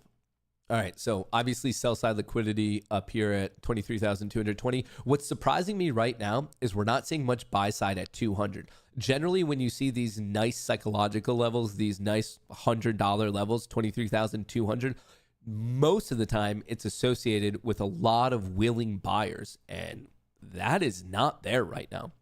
Price did stall out, but just the way we see this, once again, the colorized heat map, generally there's buyers stepping in, willing to buy at that. I'm a little surprised in real time that I'm not seeing anything beneath. I'm seeing selling on top. The only thing that's really catching my eye is a little bit of willing buyers at 190, which is the low that we saw over here at 1032. And then the point of control all the way down here at 170, which my head is blocking, but this yellow line. But the fact that we're not seeing, the point of control just jumped up to 207. Is it going to tag this and get smacked?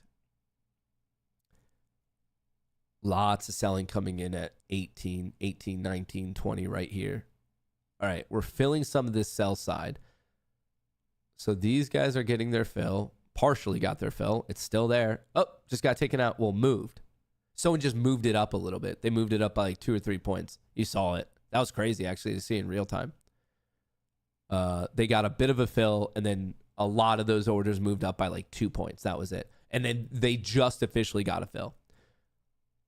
So that player did not pull it. They pulled it for a second, and then they went up a couple points, like literally 2 points, and then someone tagged it and got a complete fill. But is that all she wrote? Is that enough to get smacked now? Let's see how this plays out. That was a good amount of aggressive buying.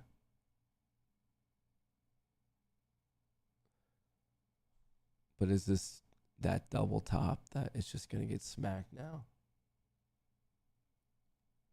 What do we have going on?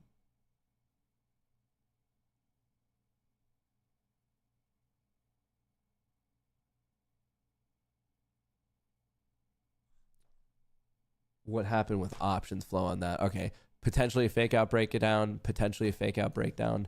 The Mag 7 got a little bit of a pop there. So that pop that we saw was associated with something in the Mag 7 and some positive options flow. S&P 500 also getting a little bit of a pop here at 1055. Will it be enough to follow through? Because if anything, that's just, it's sold pretty hard, choppy sideways, little down, little up, little down, little up. Not really breaking the delta range. It is getting a bit of a pop in price though. We're still below VWAP. We're at the point of control. Kind of a nothing burger at the moment.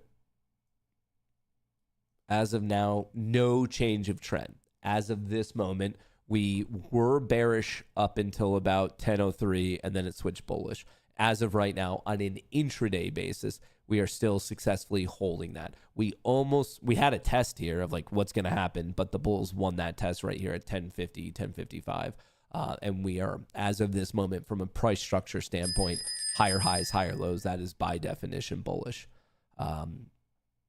Could it turn at any moment? Of course. That's exactly why we keep checking momentum on ES and on NQ. That's why we keep checking flow. SPY got a pop. Yeah, someone started splashing the pot at 1055. We're seeing it in SPY options. We're seeing it in Mag 7 options. And even a little bit in NASDAQ options, not as much in the NASDAQ. But exactly at 1055, we saw some call buying. Yeah, some call buying. All right, so someone throwing in some bullish orders right there at 1055.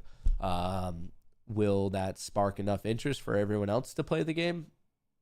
Your guess is as good as mine. Your guess is as good as mine.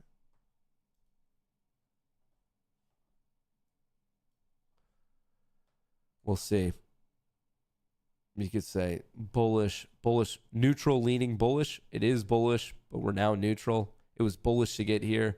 Now we're going flat. Fake out breakdown. By definition, a fake out breakdown has to be bullish. Mag 7 climbing, SPY looking ugly. And then we're kind of all over the map with this as well. Here, this is from market open. So a lot of aggressive selling until 10, then some buying, then some selling. And now we're actually seeing the most buying we've seen all day. Starting at 1032 in this chunk, weak selling, and then another grip of buying right here. Yeah, so I guess the bulls were basically asleep until about an hour into the market. But now you could see there's quite the battle going on. We have a lot of selling on top and decent amount of buying below too. So I'm curious who's going to win this battle. But you could see the morning it was just a waterfall, just hitting the bid, hitting the bid, hitting the bid, hitting the bid, hitting the bid. Then you could argue that right here between, what time is this, 10:15 to 10:27, you could argue that these shorts, these bears are now trapped. So they were patient waiting to get in. They waited for a bounce, short, some form of selling, whether it's to create or close out a position. Regardless, those players are now trapped because right after that, buying. Weak little moments of selling right here at like 1047, nothing special, but if anything, big buying chunk, buying. These are all aggressive buyers. And remember, every single trade has a willing buyer and seller. That's how we trade. That's how we transact. When I say buyers, I'm saying more so from the point of aggression, as in the buyer traversed the spread and bought at the ask. And when we're talking about selling, yes, every trade has a willing buyer and seller. When I say sellers, I mean the seller was aggressive. They traversed the bid and sold at the bid. So it's more of who is taking the aggressive side of the trade. So aggressive selling, some aggressive buying, some aggressive selling, a lot of aggressive buying, a lot of nothing, and then once again, aggressive buying. There's no such thing as like just buying or just selling. You have to have two willing parties. Someone has to be the buyer and someone has to be the seller. So generally when you hear buy volume and sell volume, that's what people are referring to, is who is traversing the spread. Are they meeting on the bid? Are they meeting on the ask? Or is it more passive and they're meeting at the midpoint? So that's kind of like your three options. But there's no such thing as like just buyers or just sellers, because if there's just buyers, well, who are you buying from? And if there's just sellers, who are you selling to? It doesn't really make sense. And what changes, and this is, I think, the part that confuses a lot of people, what changes is where those buyers and sellers meet. Are they agreeing on a higher and higher price, or are they agreeing on a lower and lower price, or are they agreeing on the exact same price? That's what moves, is a buyer and a seller agreeing higher, lower, or the same. That pushes you up, down, or pushes you sideways. But maybe a little bit of a double top. I see some selling coming in right now. Options not doing the most. This already froze out.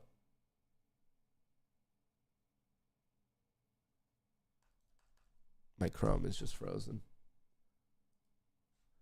Let's get rid of that. Let me close out some programs that I don't necessarily need right now. Mag 7 is still climbing up. SPY kind of reverting its path. NASDAQ potentially reverting as well. All right, this is our potential double top breakdown again. Could just be another fake out. I could redraw this to just make it the most extreme possible, because then you'd have actually a better indication.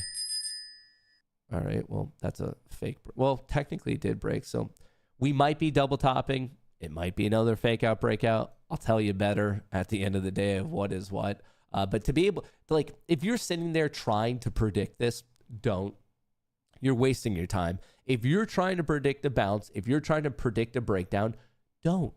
What's the point of predicting that? You're going to be right half the time. You're going to be wrong half the time. What you should be doing is you sit there and you either drive yourself crazy and just watch every tick, or you set alerts and you wait for the new high. And if you want to play that, great. Your risk is the most recent low. Or you have an alert on a breaking the low, and great. You go short, you risk the most recent high, and you hope that you catch some sort of trend and you stick to your risk and you bet accordingly and you go from there. But this idea of like right now trying to be the person predicting either the bounce or the breakdown, it's a cool bar trick, but it's gonna, like, I'm telling you, the odds are 50-50. You're not gonna be right really that much more often than being wrong. So for you to be profitable, it has a lot more to do with your risk management. It really, really does.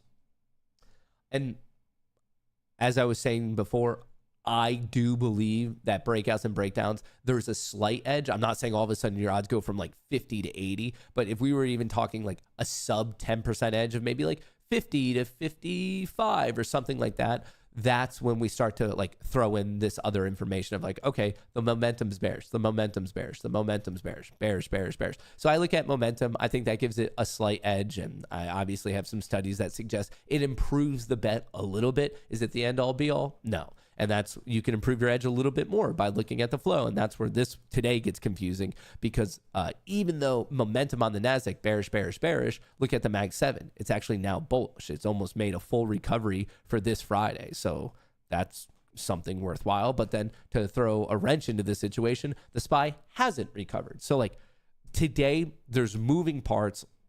And I would say especially consider the larger context. Today we are neutral, slightly leaning bearish. But even I hesitate to say that, because then there's other pieces of information, such as the fact that like the seasonal trend of the day 2/3 of the time favors the bulls, but we've already like broken the low. So like I guess I just don't have that strong of a bias either way today.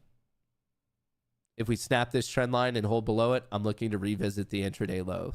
If we break this high, I'm looking to revisit the low from yesterday. That's the trading plan. The trading plan is we go to this low, or we go to either to yesterday's low, or we go to the intraday low. And fuck, for all as well as I know, we might see both. We might get this breakout, touch yesterday's low, people take their profits, and then we puke all the way down. That's the third one. And the fourth opportunity is we literally go sideways from here because we're just surrounded by a shitload of positive gamma, and then nothing happens today. And it's just watching paint dry, and we get caught somewhere up in a positive gamma node, and like literally nothing happens. So there you have it, folks. Basically, anything that theoretically could happen is on the table today. We either go to this high and break out. We go to this low, break down. We hit that high and puke all the way down here, or we don't touch either. So literally all four possible combinations are currently in play, and they all have a certain ascribed level of probability, which means you and your random ass guesses are not going to be doing what you need them to do. It's just a game of reaction. It's keep your risk in control, try to ride a trend, stick to your trading plan. If your trading plan is continually losing, go back to the drawing board, improve your trading plan, throw it on the market again. Is that profitable? Great. If it is, stick to it. Try to improve it. If it's not, go back to the drawing board again, and just keep diving into what your trading system is with exact specific entries and exits. Trade it, collect the data, and improvise and fix it if it's not good. And then if it is net profitable, great. All you have to do is be a little bit of a heartless, emotionless machine and just stick to it time and time and time again. That's pretty much it. Is Captain Condor still playing? Yeah, they don't have a position today, but I mean, just track it on spot gamma. It's definitely very obvious to notice. Netflix is almost breaking down again, someone is saying. Yeah, that's not looking so good on Netflix. Yeah, that's not looking so good on old Netflix. Yeah, Netflix is... Ugh. What's going up right now that people are buying? That's where I'm a little confused. Because I see we're recovering a little bit. Is it the energy sector? Like, what sector is getting a bit of recovery? Not so much energy. Financials. Okay. Utilities are decent. Healthcare, not so much. Industrial. So industrials and financials are the two sectors that are catching a bit of a breather right now. Not so much real estate. Consumer staples, no. Consumer discretionary, no. So yeah, financials are catching a bit of a bid, and industrials, XLV and XLI, are the two things that are giving a bit of hope to the S&P 500. Tech was leading the way back up. That's a decent pop, but even on a relative basis, kind of stalling out. So even this, across the board, the S&P 500, very mixed signals. Some things are going up, some things look like they're about to puke, and then other things have done nothing on the day. It's a chop bullshit day. I think this is more so probably a day. Well, to be fair, we're also getting into the lunchtime period, so it's going to be more choppy and more bullshitty. But this seems to be a day to take advantage of theta decay and vol crush, sell your premium, pick a reasonable delta, sell your premium, try to be on the right side of the trend, and then just come back at the end of the day and collect your money. I don't think that this necessarily has the vibes of a nice trending day, with one caveat. If for the umpteenth time we get rejected at 6,300 and we're smacked all the way back down to 85, if we can't hold this, you actually do have quite a bit of move to the next support, a drop of 0.6%. So I am by no means saying this is like at all a high probability situation, but it is a potential pathway today where we have this bear channel being created right now. If this bear channel right here, and it's called a bear channel even though it's trending up, it's called a bear channel because they commonly break the opposite way. Hang on, I'm trying to... What the fuck? Get off... Control, copy, control, paste. Right here. This is kind of the bear channel that we're dealing with. We sold off, higher highs, higher lows, just ping-ponging back in this channel. in the event that this channel breaks down, yes, my first and main target of the day would be the intraday low. And if that hits, great, I'll take my profits and I move on with my life. But there is a non-0% chance that in the event we break down, we don't hold here. And then the next thing stopping it, and once again, we're just like gaining all this information from the gamma map, the next real support built in is actually a 0.6% drop, also known as a 35-point drop. So is it high odds? No, but that is obviously something to consider. So basically what I'm saying is if we do break and we do go down here and you do go long in the bounce, if it starts to break down, get out. Don't take on this risk because there's not much catching you.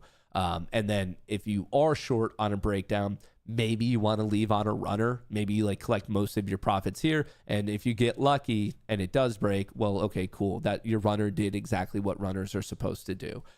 So I just want to call that out before I leave, that it's not the highest probability play, but that is something that has to be considered today, that on a break of this, I just don't see much option support being built out. So be careful, be careful, be careful.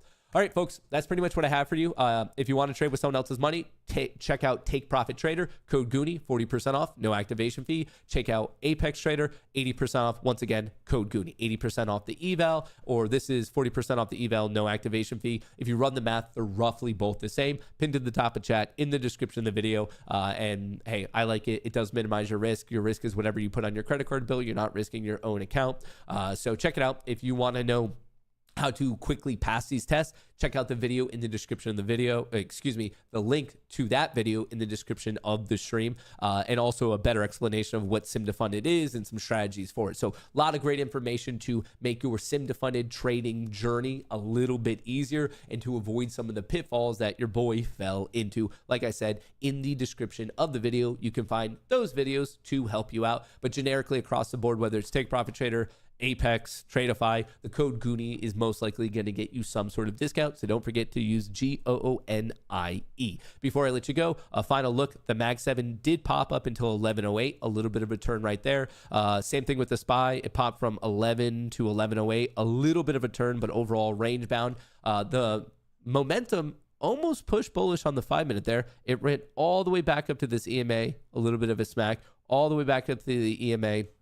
30-minute is still bearish. With respect to the NASDAQ, bearish, but the 4 hours still bullish. So 5, 10, and 30 on the S&P 500 and the NASDAQ from a momentum perspective, bearish. 4 hour bullish on both. So a little bit of a mixed reading there. The Mag 7 bearish to bullish, now to neutral. S&P 500 bearish to pretty much neutral. And then finally a check of the big guys. The big guys are slight little baby sellers. Like I'm seeing a little bit of a negative number, but if anything, this is just telling me that there's really not that much large, like across the board market participation today. As of this moment, they are basically just sitting on their hands. So folks, that's what I have for you. We are going to be posting an update video later on at some point today, and then we're going to be streaming once again tomorrow morning. Like I said, stick to your trading plan, respect your risk, and please be careful of that little caveat case that I threw out to you. Not the highest odds, but something to pay attention to. I don't want anyone to get caught with their pants down unless that is something that you are into. And then, hey, have at it. I'm not your mom. I appreciate all the good vibes. Thank you, thank you, thank you. Don't forget to like, subscribe, share it with a friend, and I'll catch you in the next one. Peace.